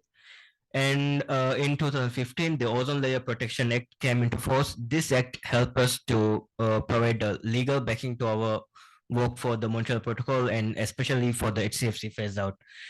And since 2018, the import of HCFC equipment was banned. And in 2020, we have completely phased out the import of HCFC. However, for the next 5 years, we do have a service entail, which is equivalent to 1.68 metric tons per year. So until 2025, we will be working based on the service entail, and after 2025, we'll be completely stopping the import of HCFC. So after the HCFC phase out, we are currently moving towards the HFC phase down. So this is just a brief timeline. So in 2019, the Kigali Amendment came into force. And from 2024 onwards, we will be working toward the HFC phase down with the baseline freeze and the reductions. So as part of the article, country that MOEJ falls under, 2024 will be our baseline freeze year. And in 2029, we'll be going for a 10% reduction, 2035, 30%, and by 2045, we'll be going to a 80% reduction in our HFC imports. So this is some of the sectors that mainly use HFC in as part of the MOEJ. So residential sector, commercial sector, tourism sector, fishery sector, and food processing sector. So from these sectors, the current main HFC usage is highest in the fishery sector and residential sector. Also, the commercial sector is booming in MOEJ, so there is a lot of quite new HFC and upcoming projects in the commercial sector as well. So this is based on a study which we had done in 2016, based on which reference is more commonly used. As you can see from the chart, R410 is the most commonly used gas in MOEJ with 71%. And we have 11% for R410 and 12% for R22. As this is a study from 2016, we are currently working towards updating our data. And as part of the Kigali implementation plan, we are currently working towards collecting data and preparing for the phase down of HFC. Now I'll go just highlight the HFC consumption in CO2 equivalent tons. As Maldives is an importing country, we don't produce any HFC or refrigerants in the Maldives, so we just as we have an assumption that all imports of Maldives is considered as consumption. So in 2018, we had a consumption of 309,000, 2019 358, 2020 289, 2021 315, and 2022 is 440. As you can see from the this chart, there has been a quite a reduction due to the COVID situation, and right now the Maldives has a baseline of 434, which is like 6,000 below the consumption of in 2022. So we do have, I believe, quite a challenge, and as you can see from the, I think this is a common trend in all the countries. So due to the big hit we took in 2020, our baseline has quite a significant reduction. And opportunities in reducing HFC related emissions. So this is some of the activities that we are currently conducting towards reducing HFC related emissions. So first of all, we have the standard and labeling program, next HFC phase down plan, cooling plan, certification and licensing for RDC technicians, and HCFC reclamation at Maldives Polytechnic. So first I will just highlight the standard energy efficiency standard and labeling program. This has been introduced in Maldives in 2020, and currently it's in a voluntary phase. So this label would help the consumers to identify which appliances is most energy efficient. As you know, we are going towards an HFC phase down, and moving to more energy efficient appliances would actually help us in reducing the emissions from HFC and other refrigerants. So as part of this program, currently we do for the cooling sector, we do have appliances, refrigerator, air conditioner, and washing machines is covered under this program right now, and we'll be moving towards other appliances in the future. And next, for reducing HFCs, we are working towards the HFC phase down plan. And as part of it, we are currently working in the preparation for Kigali implementation plan. And previously, we have completed the enabling activities for Kigali. And under this project, we have already completed a country assessment report, which provided a brief summary on the current situation of HFC use and refrigerant use in the Maldives. And currently, we are working towards conducting an HFC survey. So based on different sectors, we'll be conducting a survey, and also based on the survey data, we'll be making an HFC phase down plan, which will have a guideline on how to arrange our activities and investment areas to work towards the HFC phase down plan as per 2045. And for cooling plan, we have sector-specific solutions, cooling demand assessment, and future growth assessment. So this is also completed under the Kigali activities. And for sector-specific solutions, as I've mentioned before, like fishery sector is one of the main sectors that use HFC in Maldives. And also, since the tourism sector, more and more resorts are coming into play every year. There's a significant increase in the number of HFC used in that sector. And also, as the construction industry in Maldives is booming, since the COVID situation, there has been a significant increase in the HFC use, cooling need in the Maldives in the construction sector as well. And certification and licensing. This is one of the main projects that we are currently conducting. We are trying to develop a system for refrigeration and air conditioning technicians where they will be certified and they will be licensed. So this is expected to be completed by the end of this year. And current plan is to have a voluntary period of 2 years, and then we'll be moving towards a mandatory phase. So under this, we have already hired an international consultant, and they are developing the system with the aid of Maldives National Skill Development Authority, which is the Tibet authority in Maldives. And we have held some stakeholder meetings, even along with the technicians, to gain their feedback for the licensing system. HCFC reclamation. So as we have already completed the HCFC phase out, we are currently working towards reclaiming the any HCFC which might be in the equipment that we have.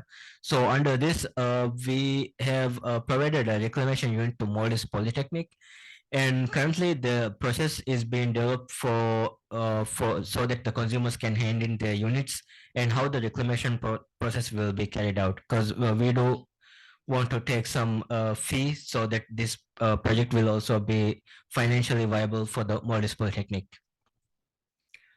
So here are some challenges that Maldives is facing currently. Zero duty for ACs and refrigerators, no technician certification program, and need more awareness to building owners and architects on building designs.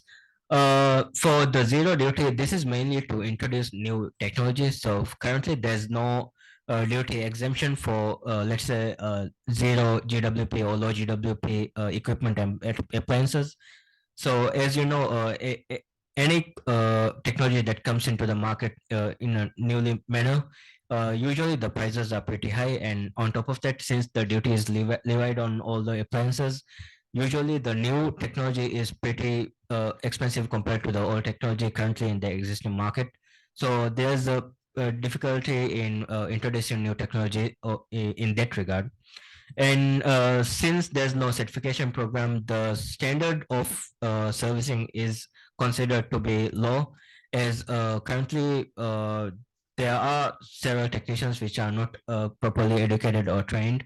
So this is a pretty big challenge in providing the safe in regard to the safety aspect of servicing. So we do conduct several RSC training and safety programs for the technicians.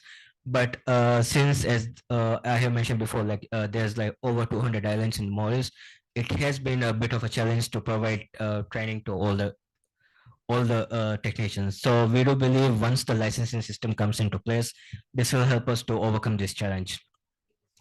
And for the need for more awareness to building owners and architects, as I have mentioned before, like the construction industry has been booming in the Maldives, and more residential projects are coming into play. So we do need to bring about more awareness for building owners and architects to provide energy efficient solutions, and to opt for natural cooling methods so that the demand for the cooling can be reduced comparatively. So that's all for my presentation. Thank you all for listening.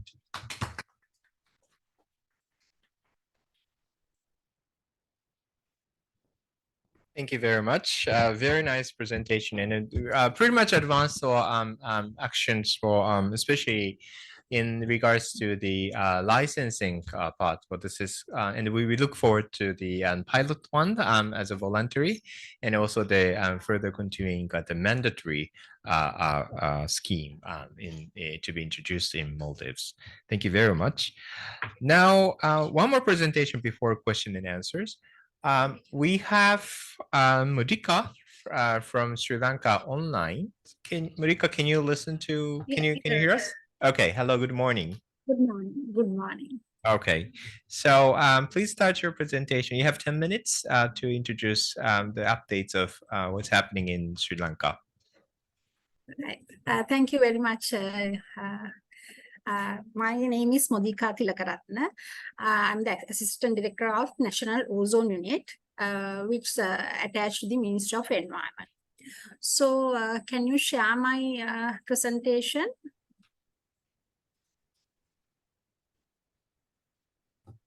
Okay, please share the presentation here in Bangkok.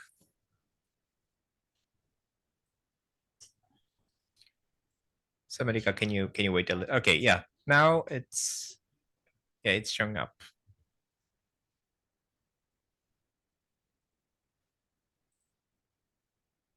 Okay, it's on the PC. Can you, Marika, can you see? No, I can't see. Now it's share. Right. Right. I Yes. can see. Yes.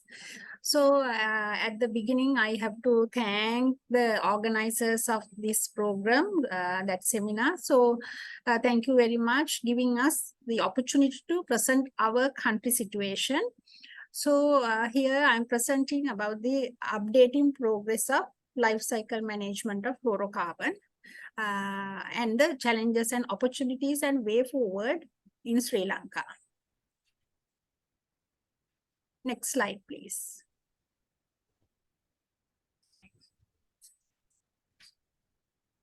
So here, actually, we have to, I have to give a introduction about what is the situation prevailing in Sri Lanka. So at the moment, we are phasing out the HCFCs and we are working on that, and we hope to phase out in 2030. So actually, we are successfully implemented that schedule. And other thing is HFC. So from next year, so we are going to phase down the HFC. So we are going to control the HFCs. So 2024, we are starting. And then after, we hope to phase down 80% of the baseline in 2045. So actually, in here, we have to consider about two factors. What are the actions we have to think in that stage. So one point is the avoid the emissions from the operational stage. So we don't have any such kind of mechanism in Sri Lanka. So other thing is end of life of the already installed devices. So we have many appliances. So we have many types of appliances. So we have to think about the end of life system for all devices. And thereafter, the control the refrigerant emission. So it's not a very easy task to do. So it has to be adapted refrigerant management approach. So we have to think about and address the issues of the life cycle management also. The life cycle management of the refrigerant containing the equipment. And in Sri Lanka, we have somehow lacking the policies and the infrastructure facilities and funding, and also the inadequate awareness. So they are not particular about this fact. So we have to, they are not considering about this issue. So we have to aware them properly. And other thing is we have to try. We are now in the HFC phase down and the CFC phase out stage. So we have to, we need to require the transition of the technology. So in Sri Lanka, we have the technology in in somehow we have, but it's moving little slowly.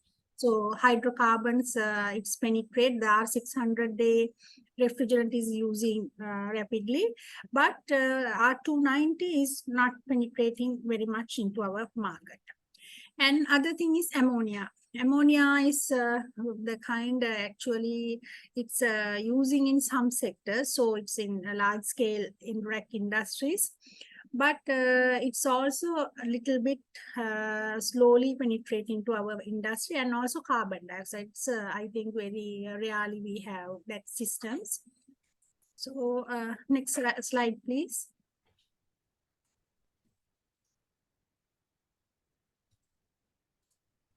So we have to think about the challenges. What are the challenges to sustainable management of fluorocarbon in Sri Lanka?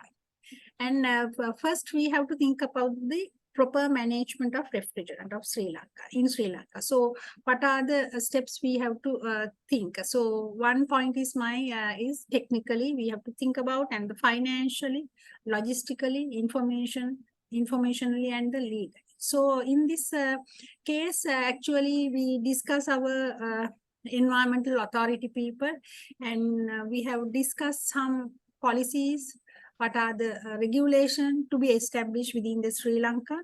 So anyhow, we have to have that kind of system to go to the to regulate all the sectors. And next is the we have to actually in past years we have established there are 9 reclaim centers in Sri Lanka established in Sri Lanka. So actually in there also we the recovered gas we can reclaim. So anyhow it's now little bit better than last year. So we'll have some upgraded programs last year and this year. So anyhow, when we take some data, so when we are reconciling the data, so we obtain their data, and when we go into that data, so we can see there are little much progress than last year. So we have to have a proper system to enhance that system within the Sri Lanka. So other thing is, so we have to have the appropriate refrigerant management. So mainly we have to focus in the recovery, reclamation, and destruction of refrigerant gases. At the moment, we don't have the destruction process of the refrigerant gases in Sri Lanka. So we have to discuss with the other wholesome people, cement clink industry. Also, we have to search another kind of system. So one thing is that reclamation facility, there are some problems though. So one thing is the cost for the transportation. So they have to recover the gas, and they have to bear up the cost for the transportation. And they don't have the proper system, actually the cylinders, they don't have the storage facility, they don't have. So other thing is some accessories. They have to have some accessories to recover the gas. So that kind of thing they are facing, that industry people are facing. So we have to have some sort of solution. In Sri Lanka, actually, we have thought about this recovery process to be strengthened. Actually, now our importation of recovery machines are not affordable for our industry people. So affordable, and they are not importing, and it's not access to the industry people. So we thought of to have a such business model to assemble within Sri Lanka. So one party has presented their assembling of recovery machine. So we think of it has to be improved to the business model. So we have supported them to improve their model to keep it as a business model. So we'll try that. Actually, we are trying that facility to enhance our recovery process. Next slide, please.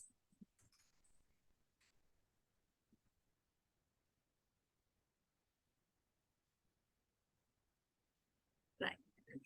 When we think of challenges, so my first point is the lack of strategy and infrastructure. We have to have, otherwise we can't go forward.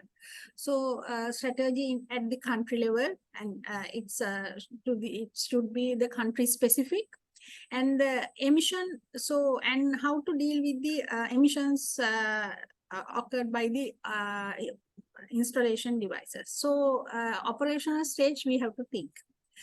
And other thing is end of life cycle. So some sectors, so various sectors we have where we are consuming, we have many types of applications also. So we have to think about those kind of things.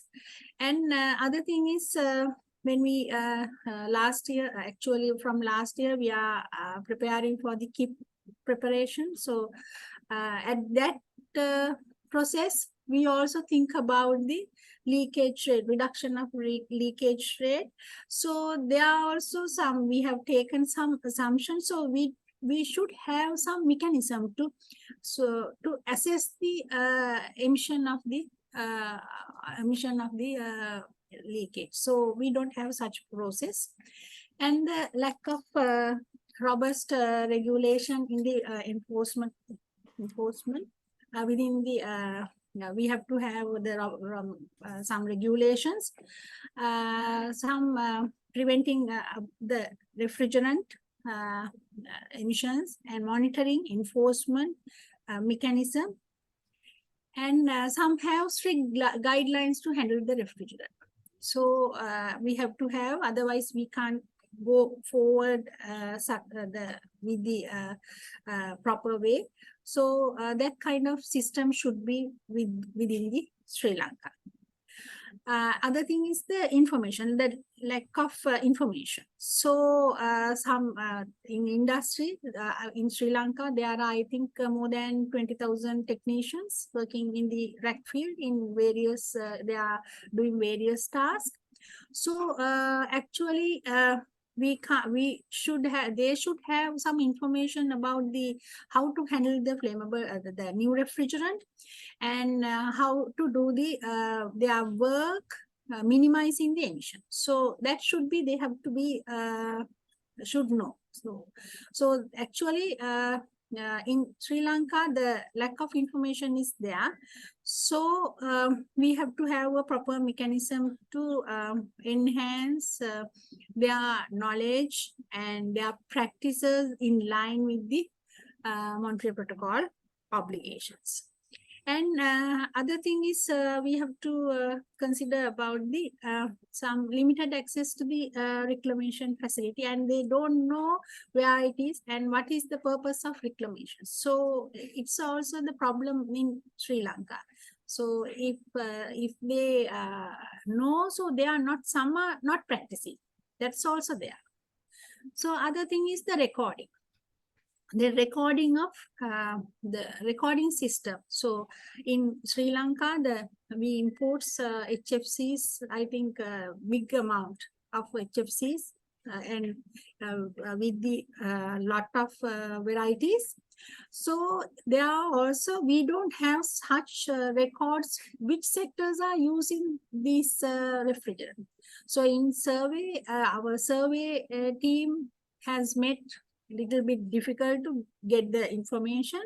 So anyway, we have to have a proper recording system actually in future for get those data also. So here also, when we consider the recovery, recycle and reclamation and disposal. So we have to have some record, have a proper system to collect the data, recording system. So otherwise we can't take that proper idea to what we have to do. I have to say something that one company called Trade Water, they have informed us they can dispose the some gases. Actually, we don't have such a kind of data to give them to this much of refrigerant we can dispose. Next slide, please.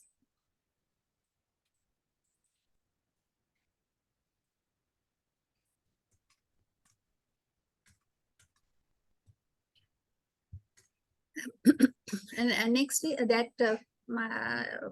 other one is lack of training and certification of servicing technicians. So training should be must, but the thing is we have big crowd of technicians. So I think more than 20,000. So we also don't have that data and information in that field who are working, and we have formal sector and the informal sector. So formal sector we have some data, but informal sector we don't have.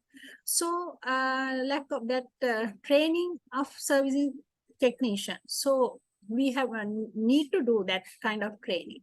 So under the HPMP stage 2, we are considered about that matter, and we are doing the trainings.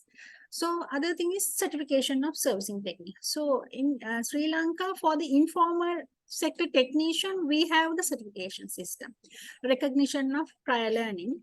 So we have that system. So under that, yeah, it's implementing successfully.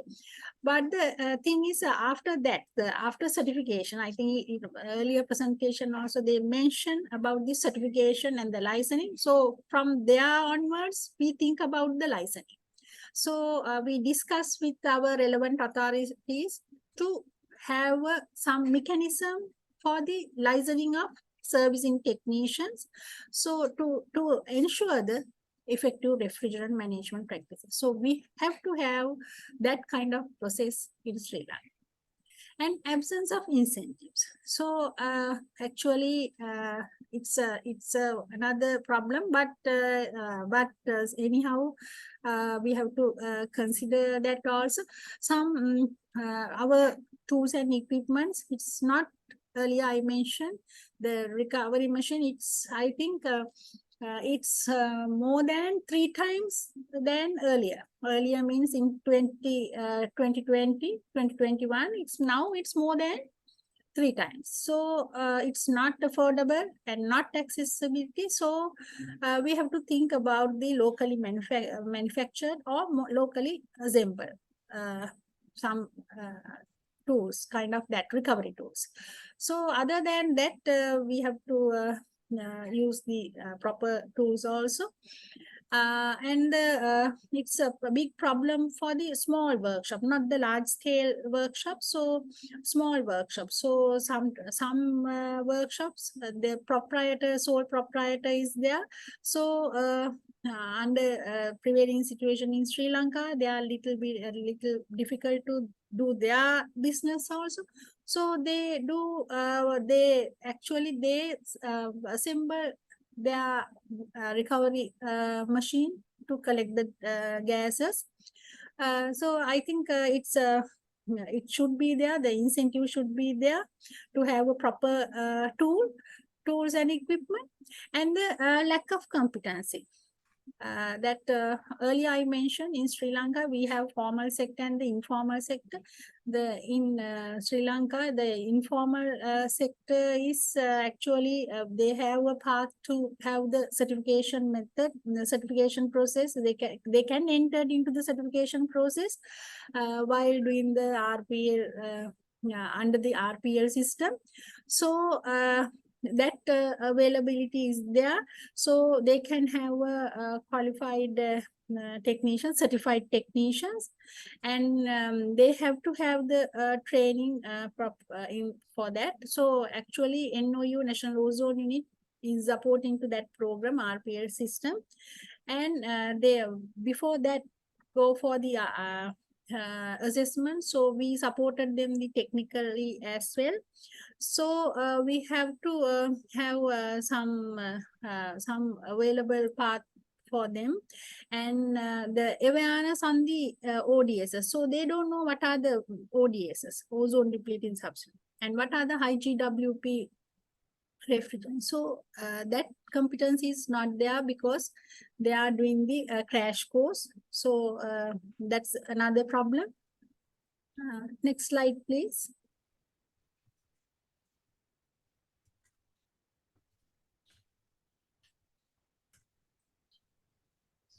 So my last slide is, so what is our way forward? So in our case, we have two problems. One is emissions, the reduction of emissions. Another is end of life cycle system. So it should be have within Sri Lanka, we have to have the laws. So we are actually now focus those areas while moving with the KIP preparation. So in Sri Lanka, we have recovery machine mandated for the some industries which is coming under the environmental protection license, but it has to be have other industries as well. So we have to mandate it, and we have to consider in broad way and take some steps to mandate by the laws, environmental laws in Sri Lanka. It is actually necessary to establish an efficient refrigerant management. So otherwise we can't go forward with these things. So as we understand, so to achieve the climate benefit and also the emission reduction, so we have to have some kind of rules and regulations. And other thing is we need to have the strategy at the country level, country specific. So we have to have strategies. So under the KIP also we are thinking about Kigali implementation plan, and also HPMP also tranche 2 is coming. So there are also we are considering some strategies. So other thing is it's mainly for the earlier I mentioned emission of refrigerant during the operational stage. So there are also we have some problems. So we have to have that kind of strategies under that plans, and in some extent, and also end of life cycle for various sectors. So we have actually some gases to be disposed, and some equipments are some idling. So we have to have some mechanism. So we have to think about some strategy. So and other thing is other nation support and the expertise we should be developed. So I think my end of my presentation. Thank you very much. Thank you very much, Marika. Okay, thank you very much. Well, so we have excellent presentations. Well, she actually mentioned the intermediate collection points things. Well, I think this kind of challenges and discussions are quite relevant with what we're going to do, discuss in the afternoon sessions discussion. Okay, so we have Cambodia, Indonesia, Maldives, Sri Lanka. Perhaps we could open a questions and answers session. Maybe if there are anything you want to clarify, also, or anything you want to ask for some more elaboration, well, please raise your hand. And any questions are okay. I think they are extremely rich presentations. You know, are there any questions from the floor? You want? Yeah. Okay. Okay, so I have some questions for the Cambodia, Indonesia, and Andes, and Sri Lanka. Okay, so you have many.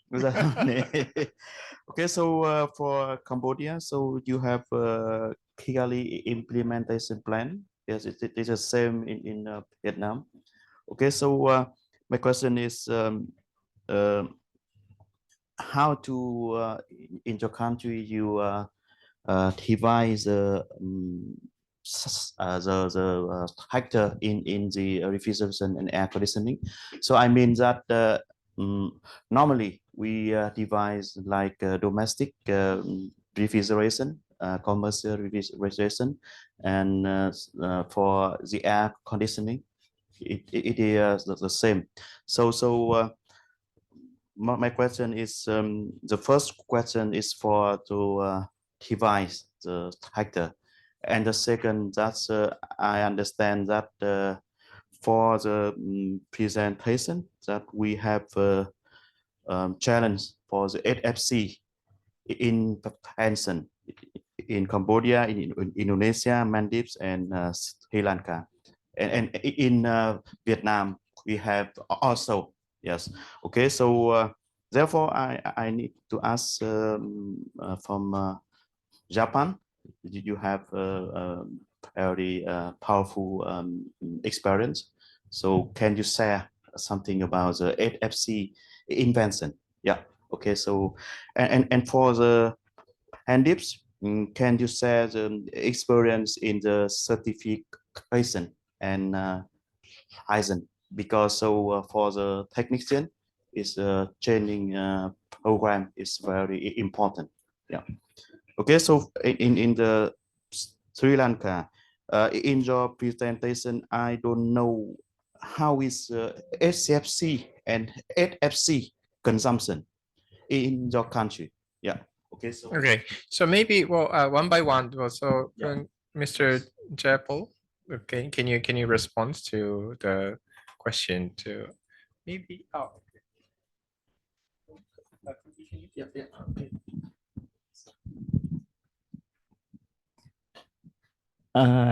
And thank you. I would like to have your clarification and Dr. Dung on the first question for Cambodia.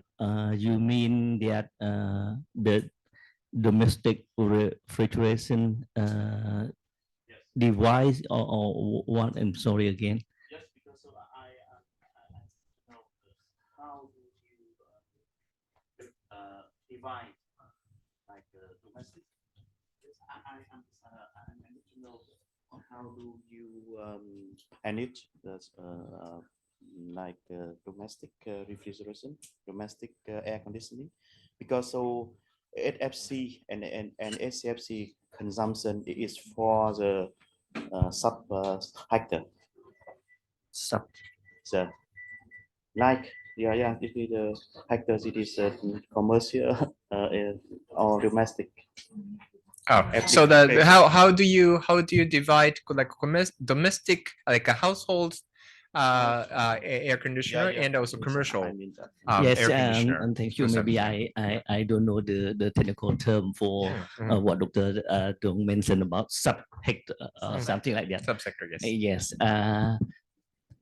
Actually, for the KIP preparation, for the collection of data, we got the template of the survey from UNEP and UNDP, and they have the template for the collection of data and the division of any type of products. For example, as you want to know that the domestic refrigeration,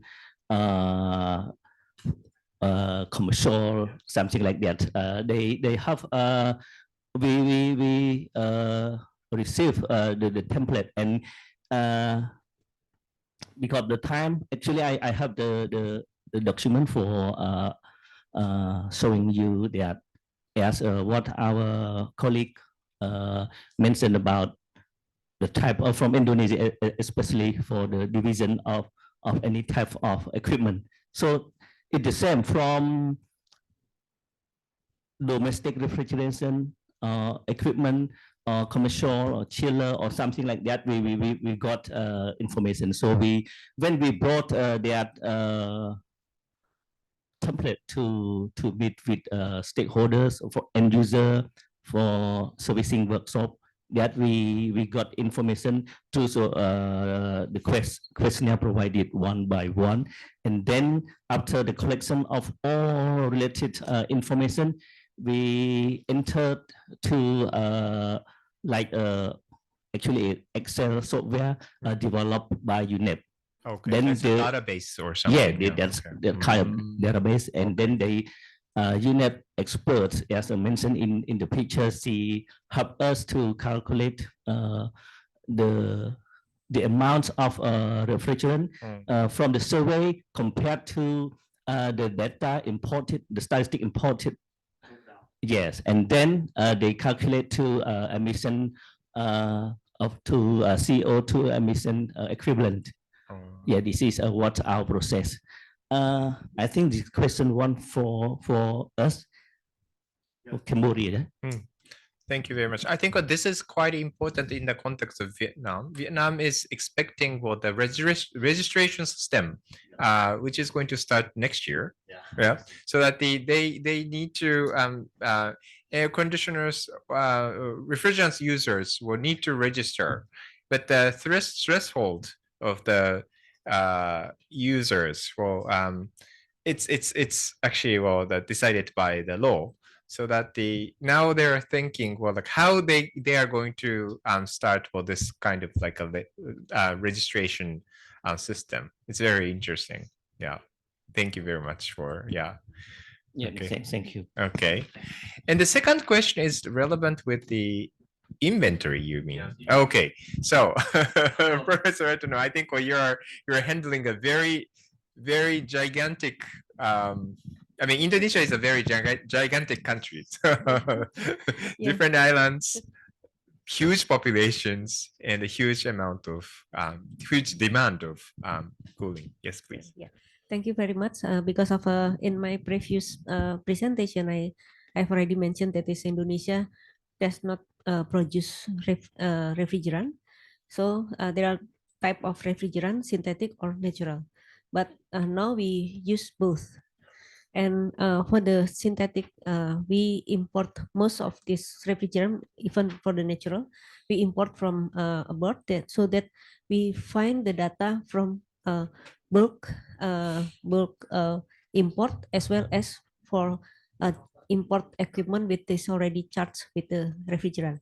Each of this equipment has a different type of refrigerant. That's why we have to analyze maybe more than 70,000 data each of year, and then if we extend until 2010, and then we have a lot of data, and the difficulties also start from 2010 until now.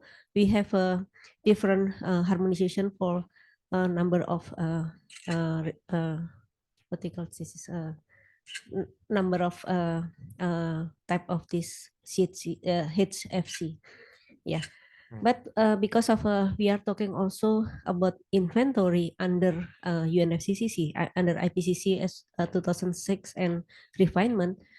So we focus only HFC because of HCFC is not included in IPCC. Yeah, but in Kigali Amendment there is also HCFC, both. So we can alignment between the data from Kigali Amendment with the inventory. But because of we start with the refrigeration first, because of it's a lot of data there, then also a lot of port in Indonesia, maybe 14 port that is a spot by import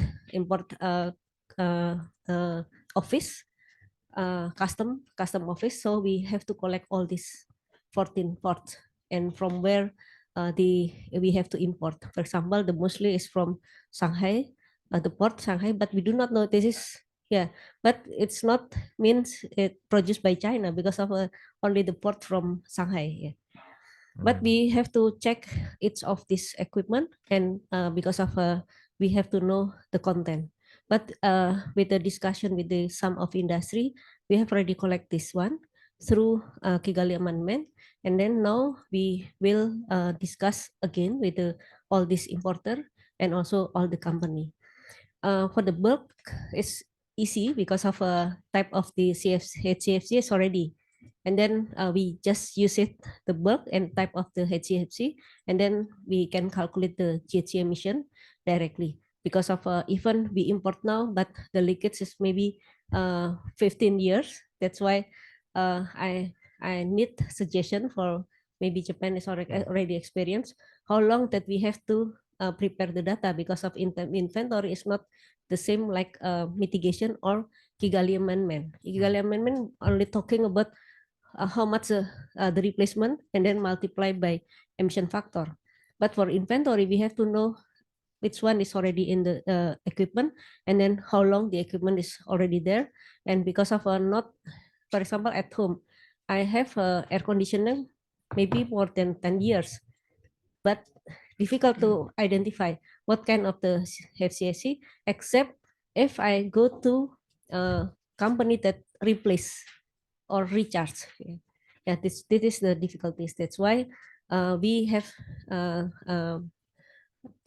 we have to develop methodology from collecting data, activity data, because of emission factor is already in the IPCC. Even we still using tier 1. Yeah, but yeah, I think this is the important for us. Yeah. You And- made. Would you want something?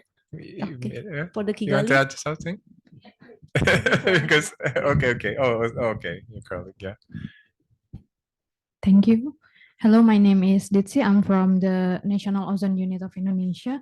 Maybe I will add some information about the Kigali implementation, as we are the unit where the Kigali implementation is carried out. So I think this is my first time joining this initiative. This initiative is great, but however, I understand that we need different approach rather than what we are doing in the Montreal Protocol. Because as Ibu Galang mentioned, in Montreal Protocol, parties only expected to report the consumption and production. And of course, for Indonesia, it's only the consumption, and all the gases is from import. So for this time, NOU already engaged with the Custom and Ministry of Trade and also Ministry of Industry for the collection and reconciliation data for import only, as well as the distribution data of the gases. Maybe that data can be used by Ibu Galang for further study the emission. And also, as Ms. Ratnasari mentioned, the initiative will focus on collecting data activities and counting the emission. In this regard, we agree that the data should be sources from the possibility of leakage in several life cycles, such as the production and servicing, which for servicing, maybe we can separate clearly whether from the maintenance or the reparation. And I believe that each of equipment will have different rate of leakage. And also for the collection of recovered gas by the technician is already done in Indonesia. However, we don't have the data of how much is the proportion to those not doing the recovery, because again, it's not their fault, especially for the residential asset technician, as they are considered informal sector in Indonesia. Usually they go to work by motorcycle, and we are all aware that recovery equipment is not light and small in size. So it might be difficult for them. And also the cylinder to collect is not cheap. Moreover, there are not much facilities in Indonesia where we can do the reclamation. And for now, we only have one reclamation facilities in Bekasi, which under the Vocational Training Center of Ministry of Manpower. And maybe in the future, Indonesia is planning to have more facilities. But also what is important is how to develop a great mechanism and incentive for the small sector, the informal sector, of the benefit that they will get upon doing the recovery of the gas. Thank you. Thank you very much for the very, very excellent. Well, I think it's a very challenging area, and we do believe, like from Kigali side, also from Paris side, well, we both believe, or this data collection needs should be addressed. So I think one big step was made by the Indonesian government, which is ratification to the Kigali Amendment, and then this probably paves the way for the data collection. Of course, well, this is very challenging, but it's officially on board for in terms of Kigali. And also, Mr. Nansari's for Ivumeira's side, well, she is preparing for the Paris transparency side, which is also very important for from the international context. And our government is working on both sides with the Indonesian government, so that I think this is the thing or area where we could also explore a little bit more. And in terms of Japan, but we have specific methodologies for to quantify and also track for HFCs that are reported to the UNFCCC, which is little bit more advanced, because what we also calculate for the destruction part. It's not only about the imported, also we are producing for HFCs domestically in Japan, but not only the production production equals, well, for example, emissions, but in case of Japan, well, we produce and we register, but also we are counting for the destruction part. So this this methodology is a little bit more advanced, but I think this also evaluates the efforts to maintain to work on the life cycle management of greenhouse gases, including for the leakage avoidance and also emissions reduction. So I think this probably we can suggest a separate session for the greenhouse gas inventory. And in our office, well, there is inventory experts who is working with Professor Retono now for the Indonesian HFC inventory. And also on our YouTube channel, we have a short video that introduced the very basic methodologies for creating HFCs inventory for your reference. So maybe later I can introduce a little bit. Okay, Murika, well, can you hear us? Murika from Sri Lanka, are you still online? Yes. Okay. I have to answer the question. Yes. Yes. Yes, so, please. Yeah. Yes, in Sri Lanka, our consumption of HCFC is 13.9 ODP tons. That is nearly, in terms of R22, it's nearly about 252 metric tons. So, and our consumption level, we are now in 35% reduction stage. So we may import 160 metric tons to the Sri Lanka. So our consumption is always equal to the importations. So HFC is little much difficult to count the data. So importation also. So based on the custom data. So we in 2020, 2021, we have nearly actually 500,000 metric tons. With many varieties are coming to Sri Lanka. I think we have 4 main significant dominant refrigerants are imported to Sri Lanka. So in 2022, actually our data reconciliation process is so we have to report, I think, before mid of October. So that's also, we hope to have some kind of average about metric tons, 500 metric tons. So we have to convert into the carbon dioxide equivalent. We are based on the import HFC substances which imports to Sri Lanka. So that is the situation of Sri Lanka, and we have to have actually last year we are actually suffering from the economic crisis. So based on that, our consumption is little bit turned down. So we have to think about now it's now back to normal. So in this year, it's many imports of HFC substances. So we have to consider that concern also for when we fixing a baseline to Sri Lanka. Okay. Thank you very much, Marika, for your response and also for your participation. Yeah. Thank you. Yeah, Thank you. and then if you can continue to listen to our discussion, please do so. But anyway, thank you very much for the question and for the response. Thank you very much. Right. Thank you. Now, yeah, thank you very much. So now, I would like to invite Ms. Rina from the Malaysian government Department for Environment for your country presentation.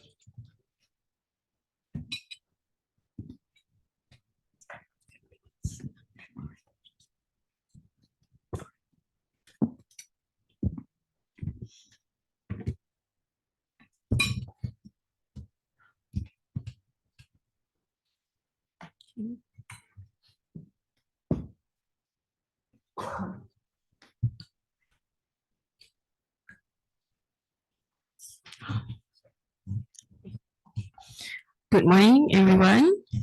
Thank you, MOEJ and OECC, to conduct this seminar. I'm Nina from National Ozone Unit, Department of Environment, Malaysia.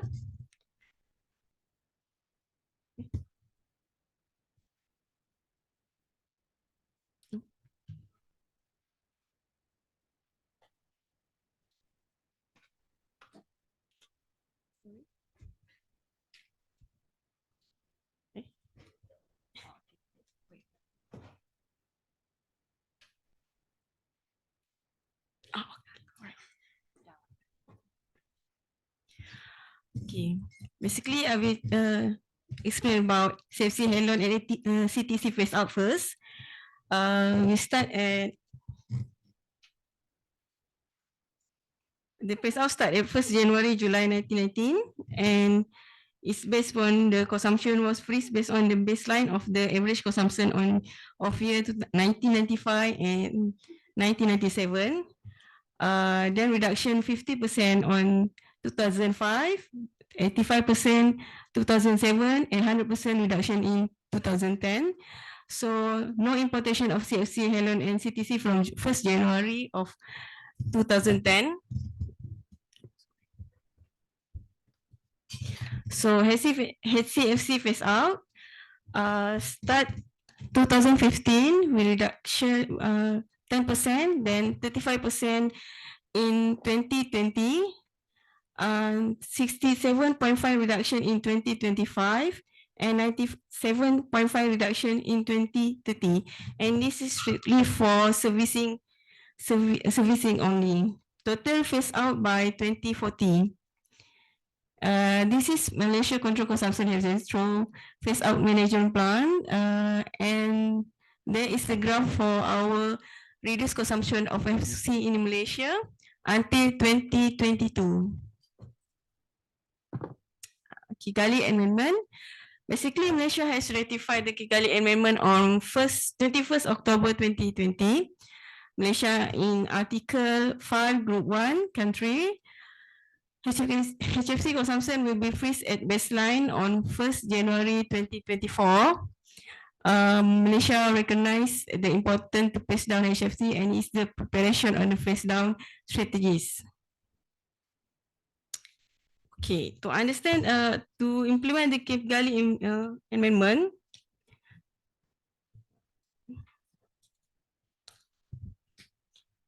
we have 5 steps. First, understanding HFC consumption in Malaysia. We do a national survey on non-IDS alternative and consumption by sector, including type of equipment.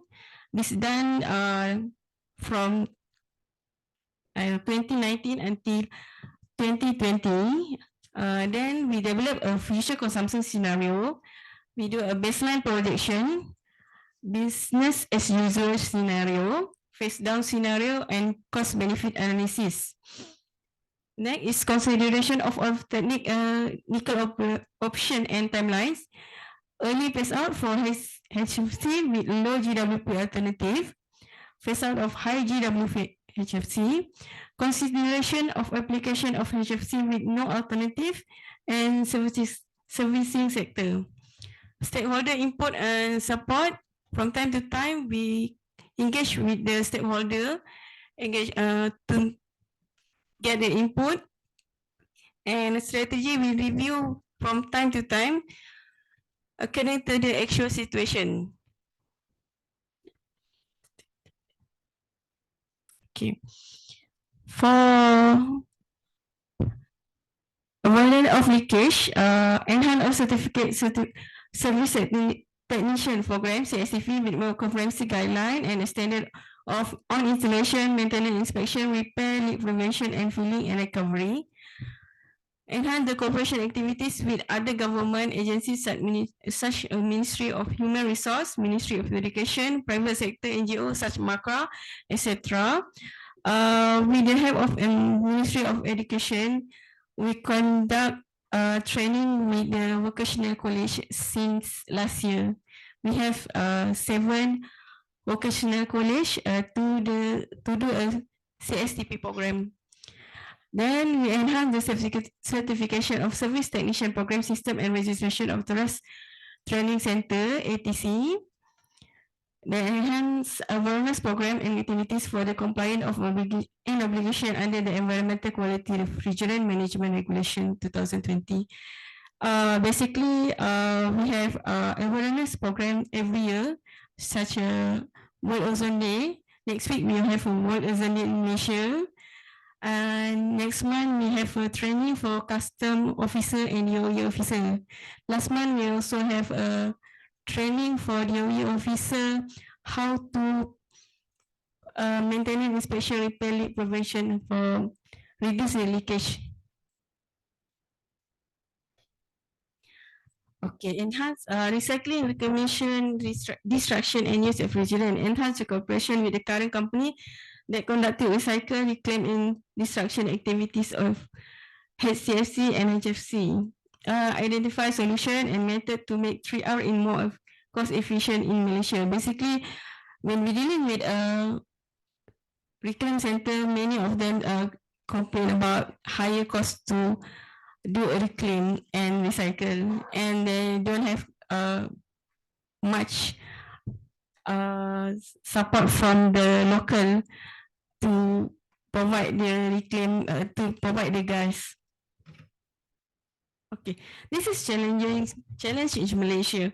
Basically, I think other cliques also have the same problem with Malaysia. Recovery and reclamation of HFC gas, we have a low demand. Price of reclaimed gas is not competitive. Low number of reclaim facilities. We only have 6 facilities. No technical guidance. So destruction technology is very high cost. We only have 1 destruction technologies in Malaysia. And our problem also, we have capacity building. Consumer awareness on the importance of certified technician, promotion to recycle and claim use refrigerant gas, low GWP, and energy efficiency technology. Our way forward, we're looking forward to this evening session for sharing from Japan side.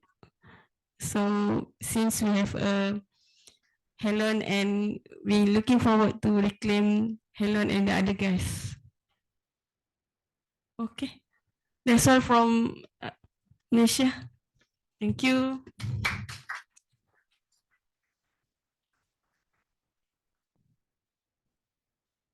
Thank you, Ina-san, for your nice presentation.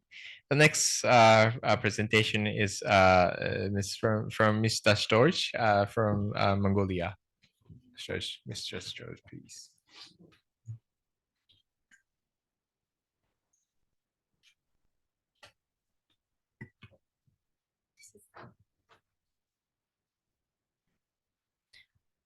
Good morning. everybody. Thank you for giving opportunity for participation for this training and giving a chance to delivering a presentation on this issue. Today, I will focus mainly focusing on the policy and intervention of the law in Mongolia for fluorocarbon management.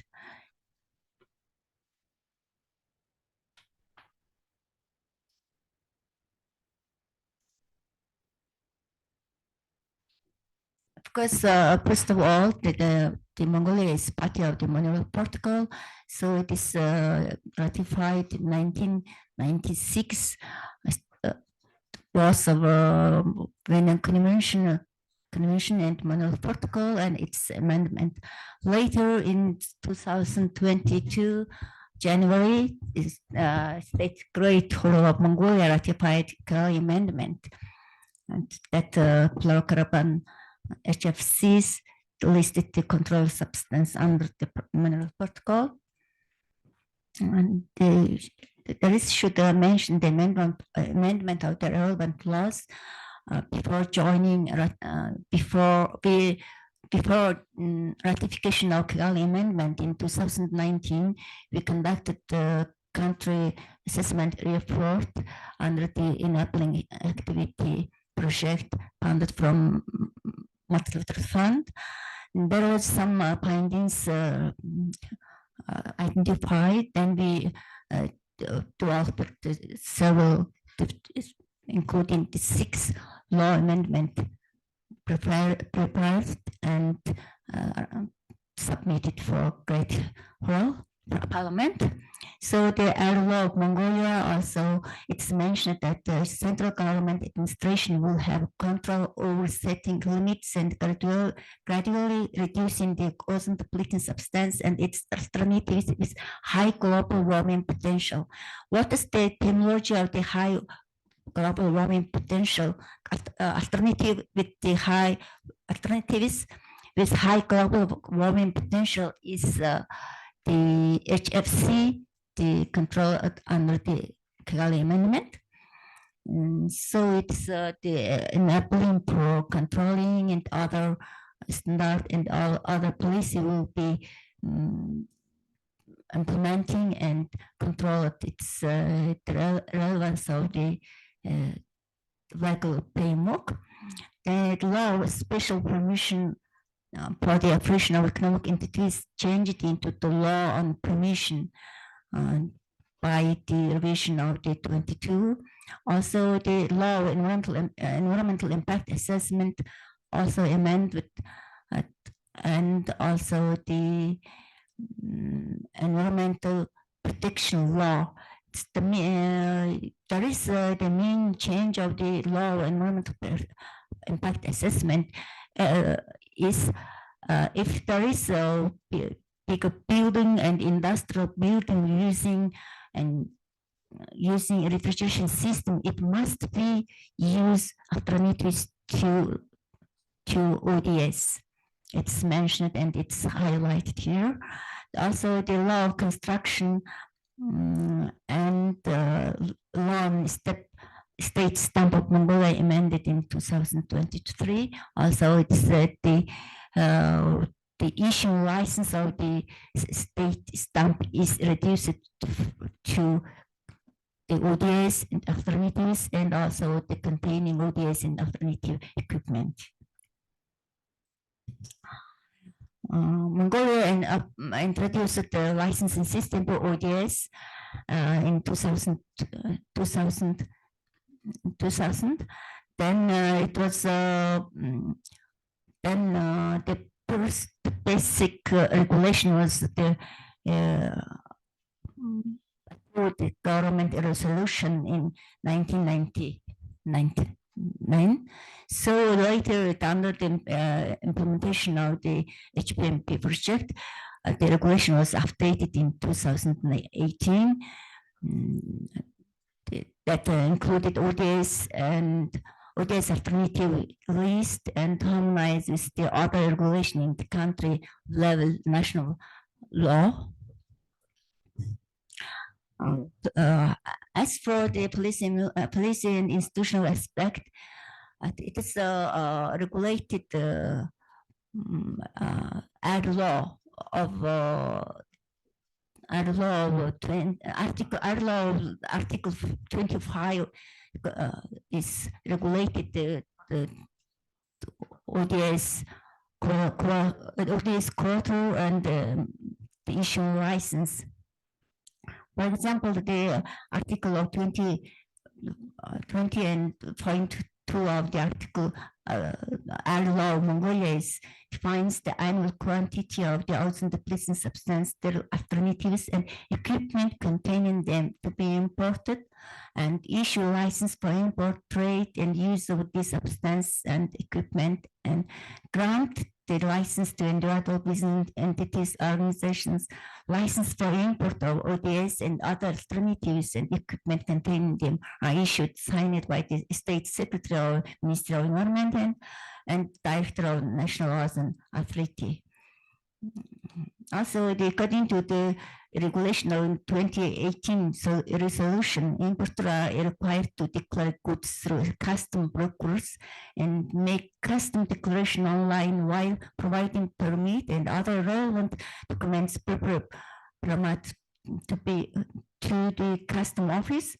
Custom office state inspector will receive the custom declaration goods after custom external portal system send the declaration to custom administration information system. Then in 2016, the National Committee for the Ozone Protection renewed by ministerial decree. As per the relevance of the manual protocol and the Kigali amendment is there are several laws and regulations as implementing, and in Mongolia it is 17 laws and 30 laws relating to ozone depleting substance and ozone layer protection issues. One of this is police hazard chemical and waste management. Within this as regulation, it is regulation on storing, collecting, transporting, recycling, disposing, registering, reporting hazard waste and list of hazard waste approved by the government resolution. It is the included waste from ODS, HFC, and equipment containing them in this list. It's categorized hazardous waste. You can see the list of hazardous waste within the regulation, and wastes in 20 different types. So the 60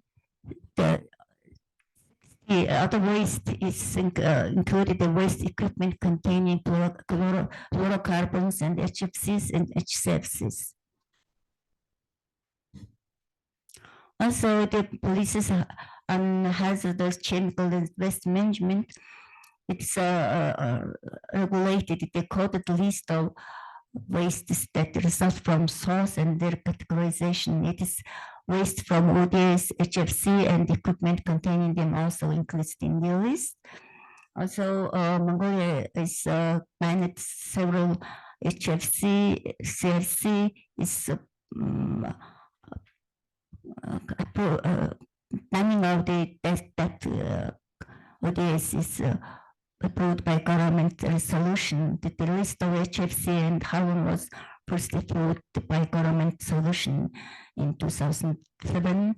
That later, the second one is approved in 2012. There are total 54 ODS listed and 34 of HCFCs listed here. So also the list of goods for both generated produced waste from manufacturer or importer shall responsible approved by the joint ministerial decree and the Minister of Environment, Tourism, and Minister of Finance. It includes the cylinders, toxic and hazardous chemicals and hazardous waste, which includes ODS and HFCs. You can see it is hazardous, the 11th, the hazardous waste. The current status of the fluorocarbon management in Mongolia is that we have implementing HCFC phase out management plan, stage 2. Stage 1 is implemented and completed in 2020. So under the HPMP stage 2,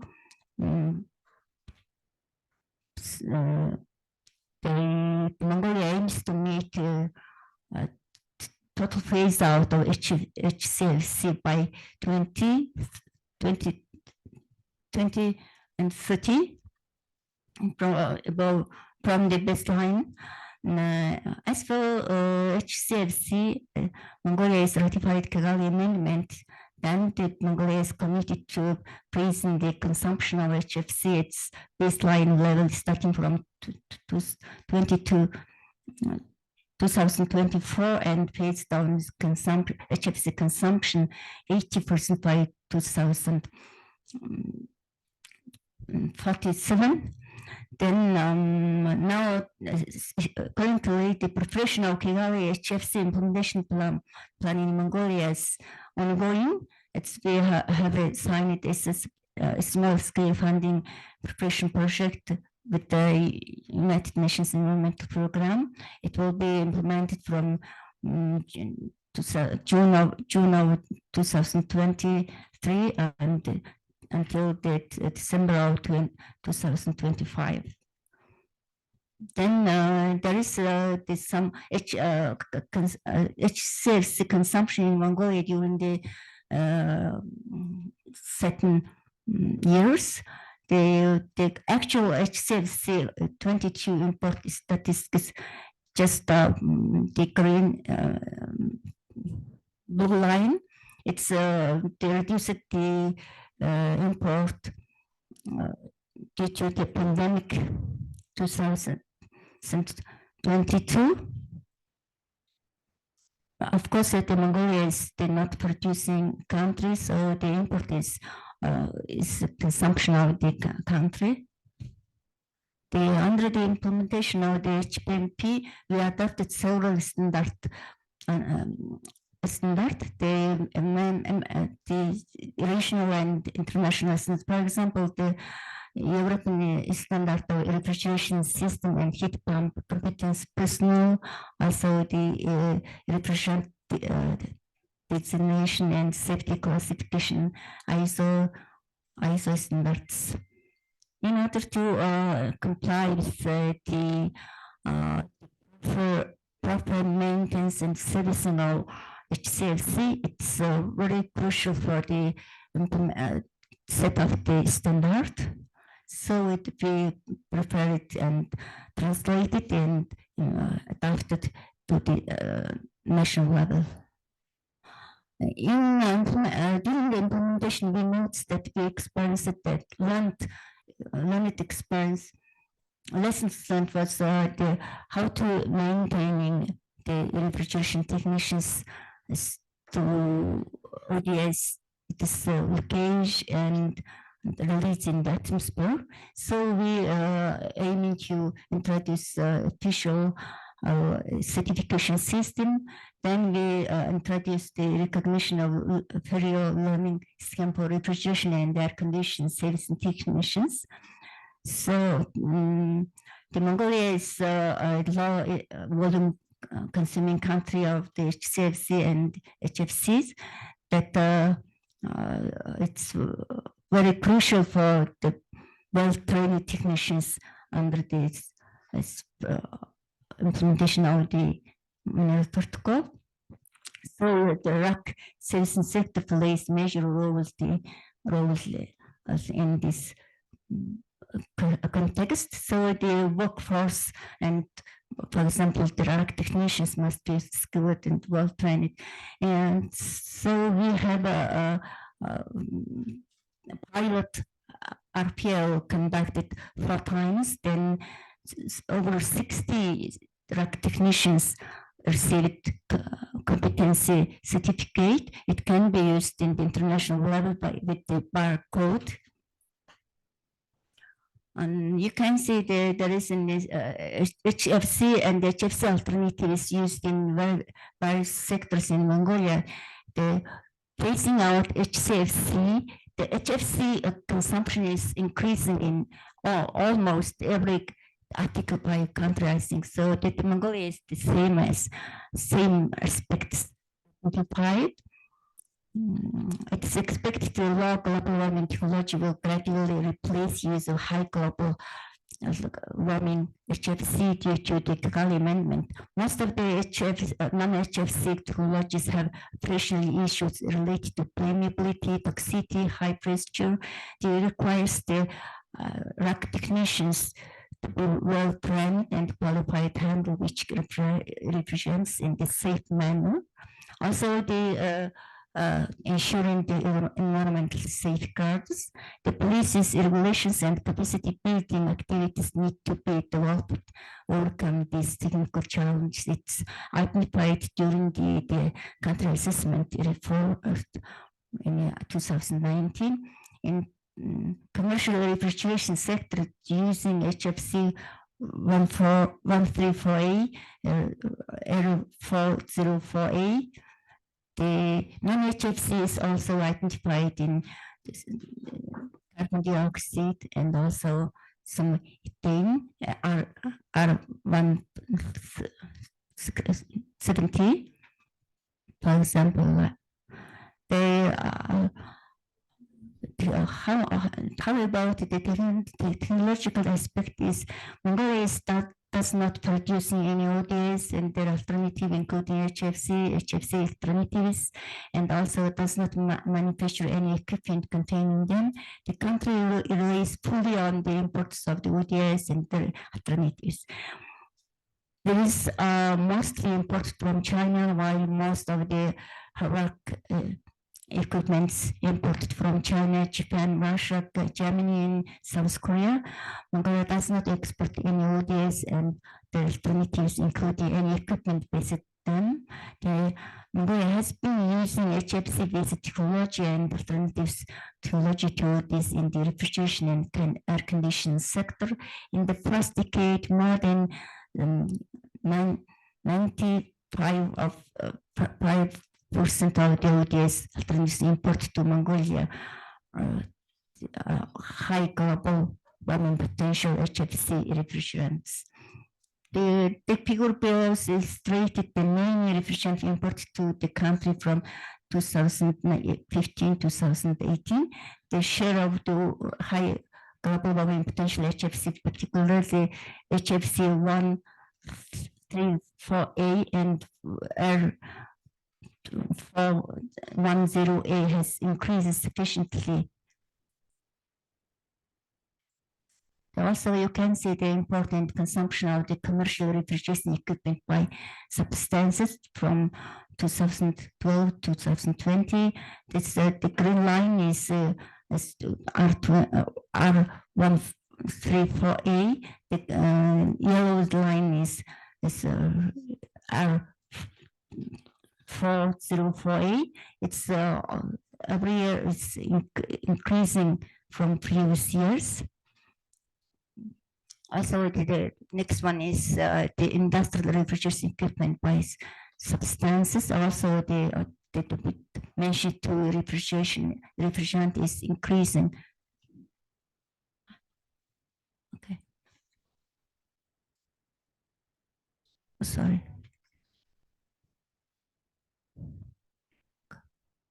We identified several challenges during the implementation of the Mineral Protocol, HPMP, also the beginning stage of HFC Kigali implementation plan, establishing and implementing effective quota system to control import and export of HFC, also freezing the consumption of HFC,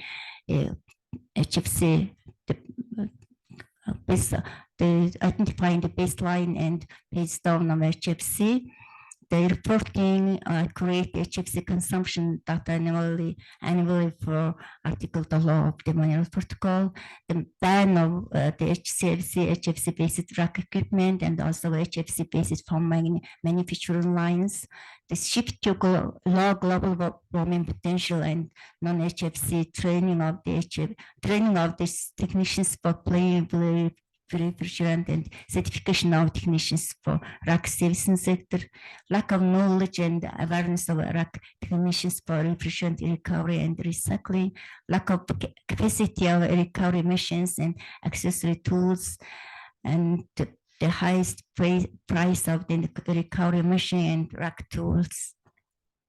There is some, earlier I mentioned that we are assigned the preparation of the Kigali HFC implementation plan with the United Nations Environment Program. We will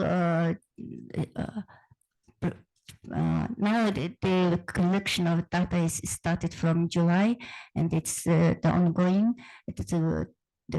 We will be information data collected on this HFC consumption and manufacturing servicing sector, and validation of data relevant years collected from 3 sources.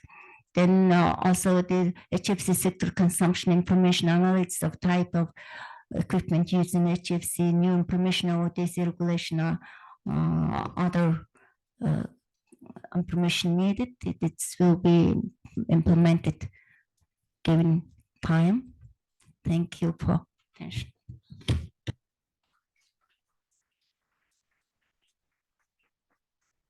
Thank you very much for the nice presentation. Now we have 2 more countries, Thailand and Vietnam. And I think Vietnam goes first, and the Thailand goes the final. So that Mr. Nam, please.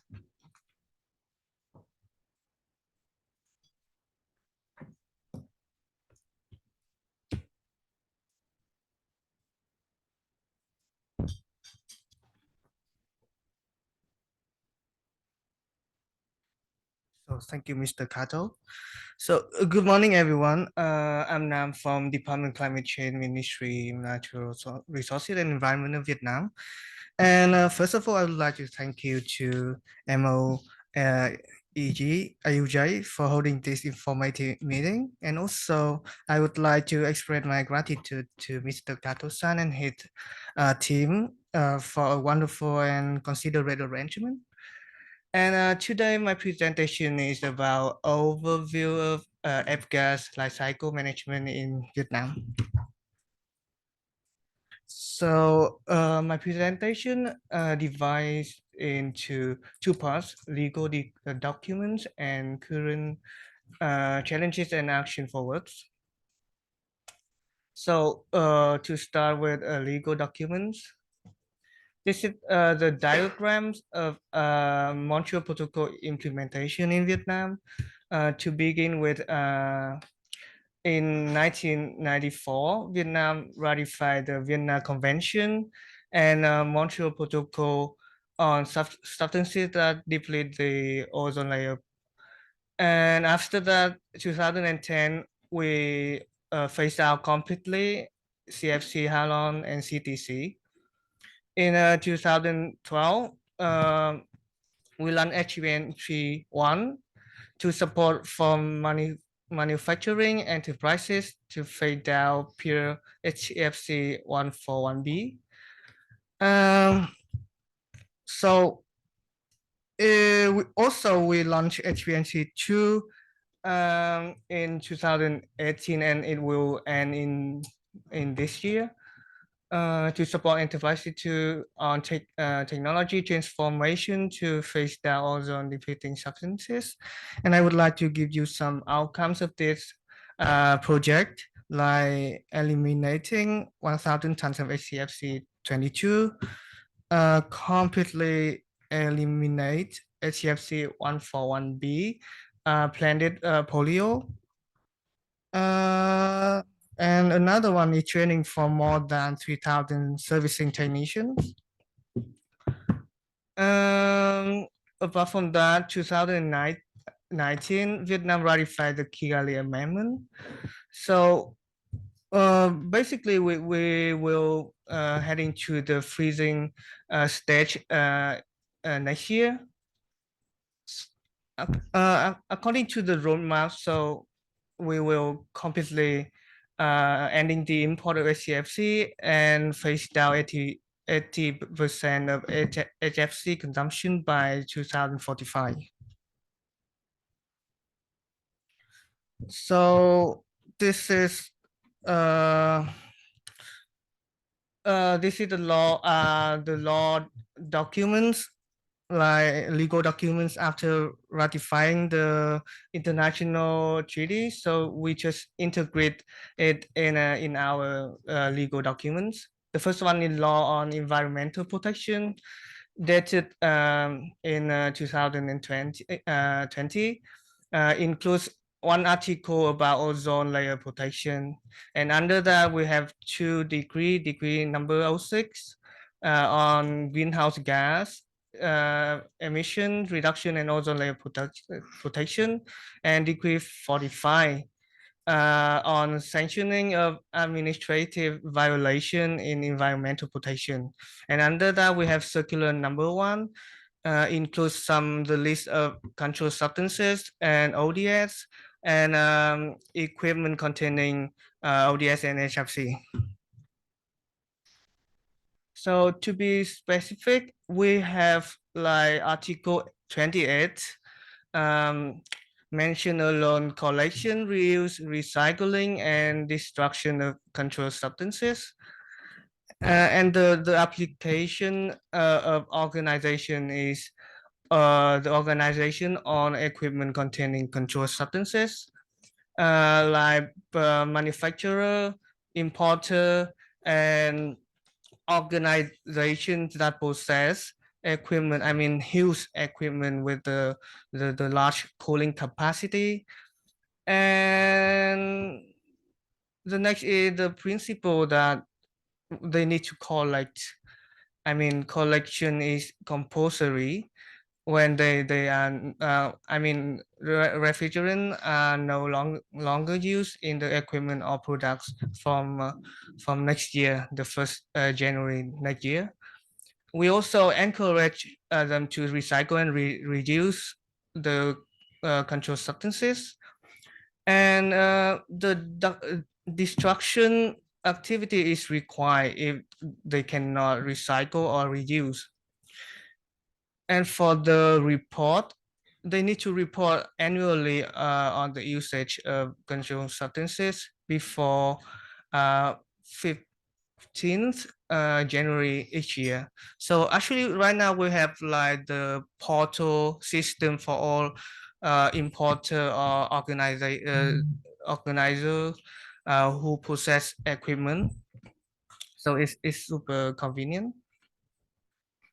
For technician requirements, we also have the paragraph 4 in Article 28.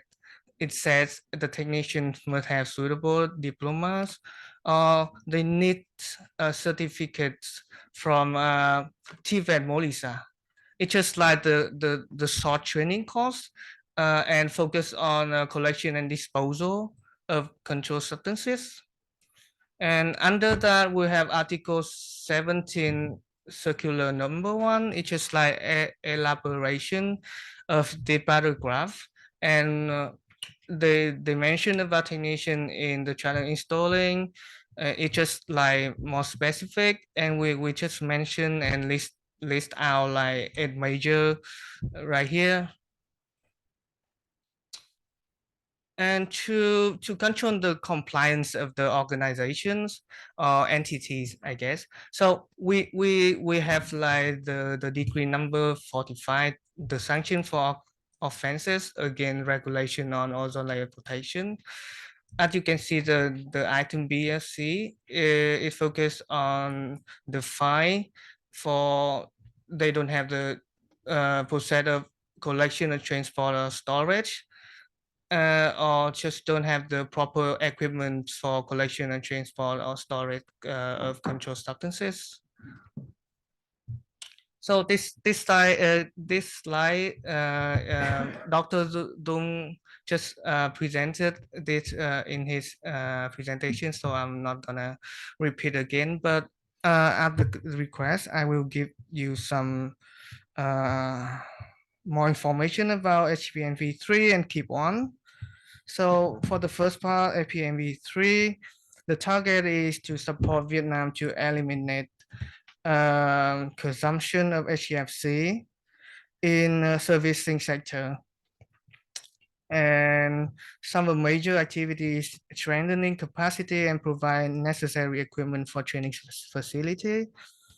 The second one, the building capacity for custom officers to control import and export of substances and other technical support activities.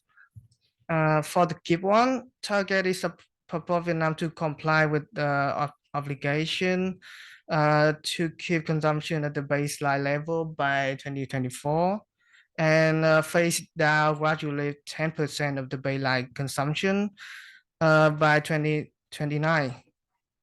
Some of the major activities support technology, conversion activities, focus on industrial ref and AC on train.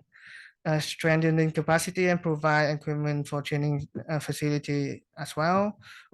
Organizing awareness raising activity for priority sectors and other technical support activities. And let's move on to current challenges. So I must say that in Vietnam right now, we have some troubles like limitation of training workshop on good practicing servicing for technician, including leakage management, especially in the middle Vietnam is some part that we really hard to touch in.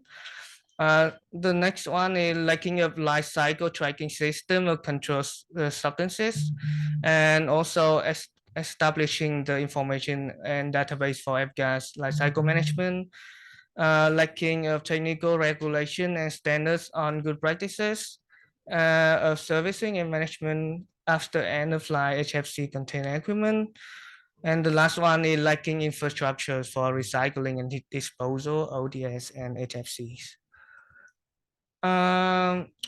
Action forward.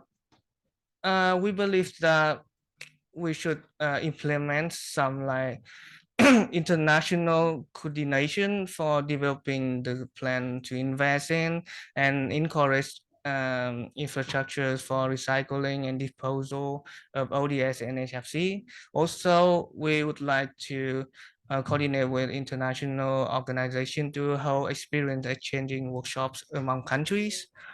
Coordinating with relevant stakeholders and international organizations to establish a life cycle tracking system and develop database for management. Next one, a policy and legal framework strengthening is also necessary. And we would like to integrated refrigerant life cycle management in our national policies. For example, extended producers' responsibilities, hazardous waste management incentives, and so on. The last one is capacity building for technician is one of our priority right now. So I guess that's all. Thank you for your attention.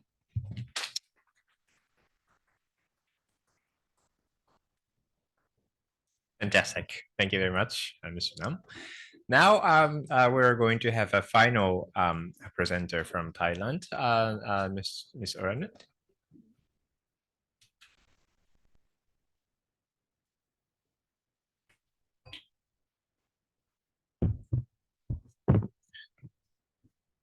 Good morning, everyone. I'm from DCCE Thailand.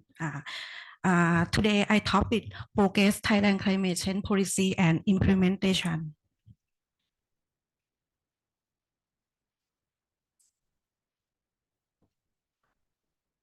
Okay, let's show this slide. Congratulations to the new organization in Thailand, the partner of climate change in environment, sorry. Okay, the partner of climate change and environment. This found as 80 August 2023. The organize have structure structure and the have one structure internal audit group, manage system develop group office. I'm sorry. This climate strength and international cooperation division and climate change mitigation division and climate change adaptation division and have a climate change and environmental research center in the diver to the climate change.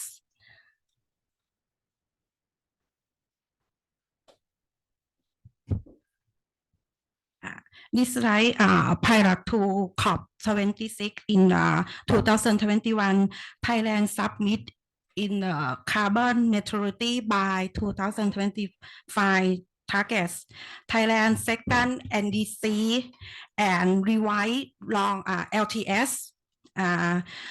Develop strengths now refer receive and revise and accelerate targets of carbon neutrality by 2050 and net zero GHG by 2065. Thailand revise and submit is second update NDC target 20 I'm sorry.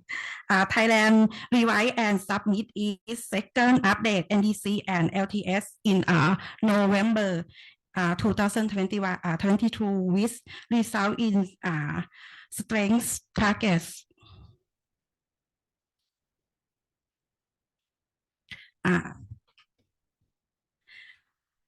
Currently, we have we are develop NDC action plan.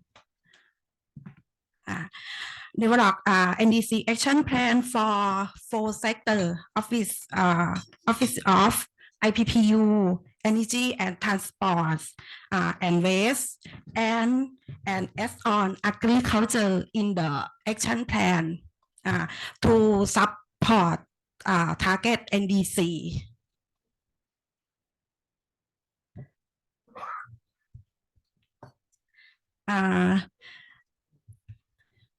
Diver to climate change in Thailand. The NDC Thailand have 7 subcommittee and new 2 committee diver to carbon credit from national greenhouse gas and greenhouse gas mitigation implement from apply CCUS technology and support to target NDC.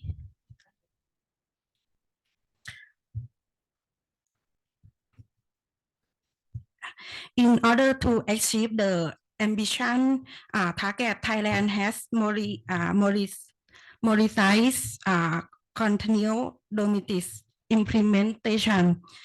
Climate change insights have been integrated and climate change into various levels of national plans.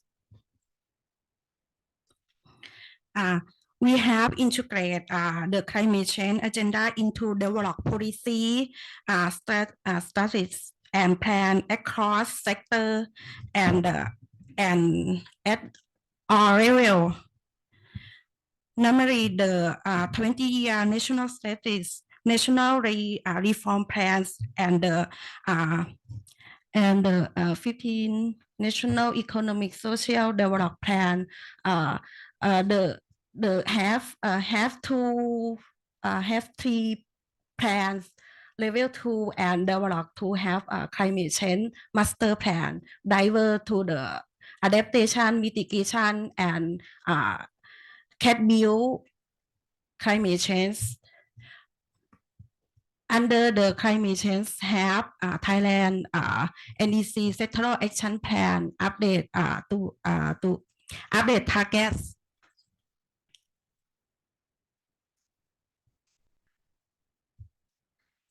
Many proposed of the master plan to three have divert to climate change. This slide. Thailand National Greenhouse Gas Inventory, the inventory report was prepared using the 2006 IPCC guideline for national greenhouse gas inventory and present Thailand national GHG emission from 2000 to 2019 trending trend GHG emission Thailand. In 2019, total GHG emission, including hood from RUCF, were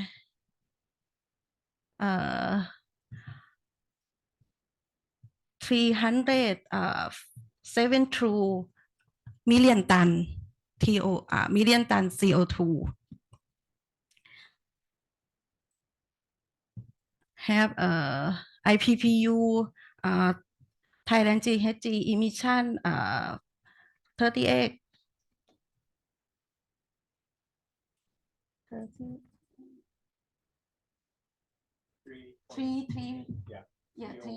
3x 301 giga CO2 and agriculture 5.56766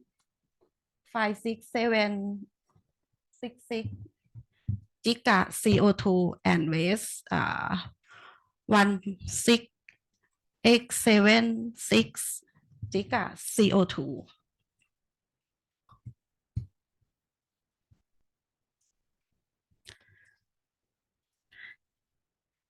In 20 this slide, Thailand power net zero GHG emission in this 2025 Thailand as some dash there will have the picking year Thailand have picking year 388 million ton CO2. This number will be used to compare the BAU and in 2030 Thailand expect that will be achieved target by 2020 from action plan for sector support.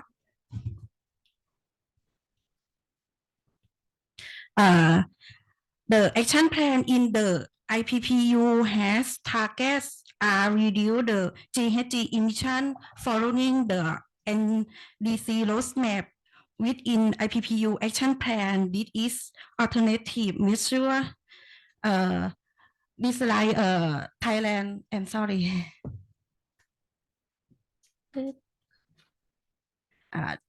This slide Thailand currently develop action plan for sectors. Thailand have a technology roadmap to net zero by 2075.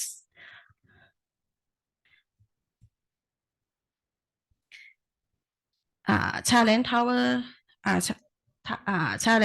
net zero Thailand to have to more excavator and non-traffic barrier by 3 sector: energy and transport sector, industry sector, and agriculture sector to support Thailand go to net zero. Within this three sectors, there is challenge to be the net zero for these three sectors. We have to consider the update capacity, building, and technology in order to achieve the target net zero. This mechanism for implementation in Thailand. Thank you.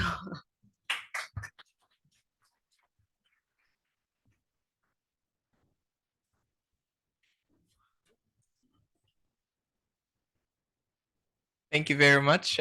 First of all, I would like to also congratulate for the new establishment of the new department of the Department of Climate Change and Environment. Well, this is a quite a meaningful step for the government of Thailand, and I hear like now in the office, well, there are lots of internal coordination so that the thank you very much for accepting our request to deliver a presentation in spite of this very challenging time. So I really appreciate for your contribution, and also the presentation by other countries, for they're very rich. I hope I actually wanted to have more interactive discussion this after the presentation, but I think this is everybody is very hungry now. So I would like to suggest for lunch break or to start immediately, and then I think we were originally planning to start for the afternoon session at 1:30, but I think 1 hour we have less than 1 hour for lunch, so that I think that's too short and not too fair. So I would suggest for our lunch time until 1:45, and then at 1:45 we're going to come back to this room, and then start for our discussion. And then we have some slight adjustment for in the afternoon's program, but I think we can accommodate our lunch. And then also you have coupon here. The lunch venue will be, if you go to downstairs and then move to the other building next to this building, so that there will be our staff to escort you. And then please use for this lunch coupon. Lunch here is very, very tasty, so that you will enjoy. All right. Thank you very much. Enjoy your lunch.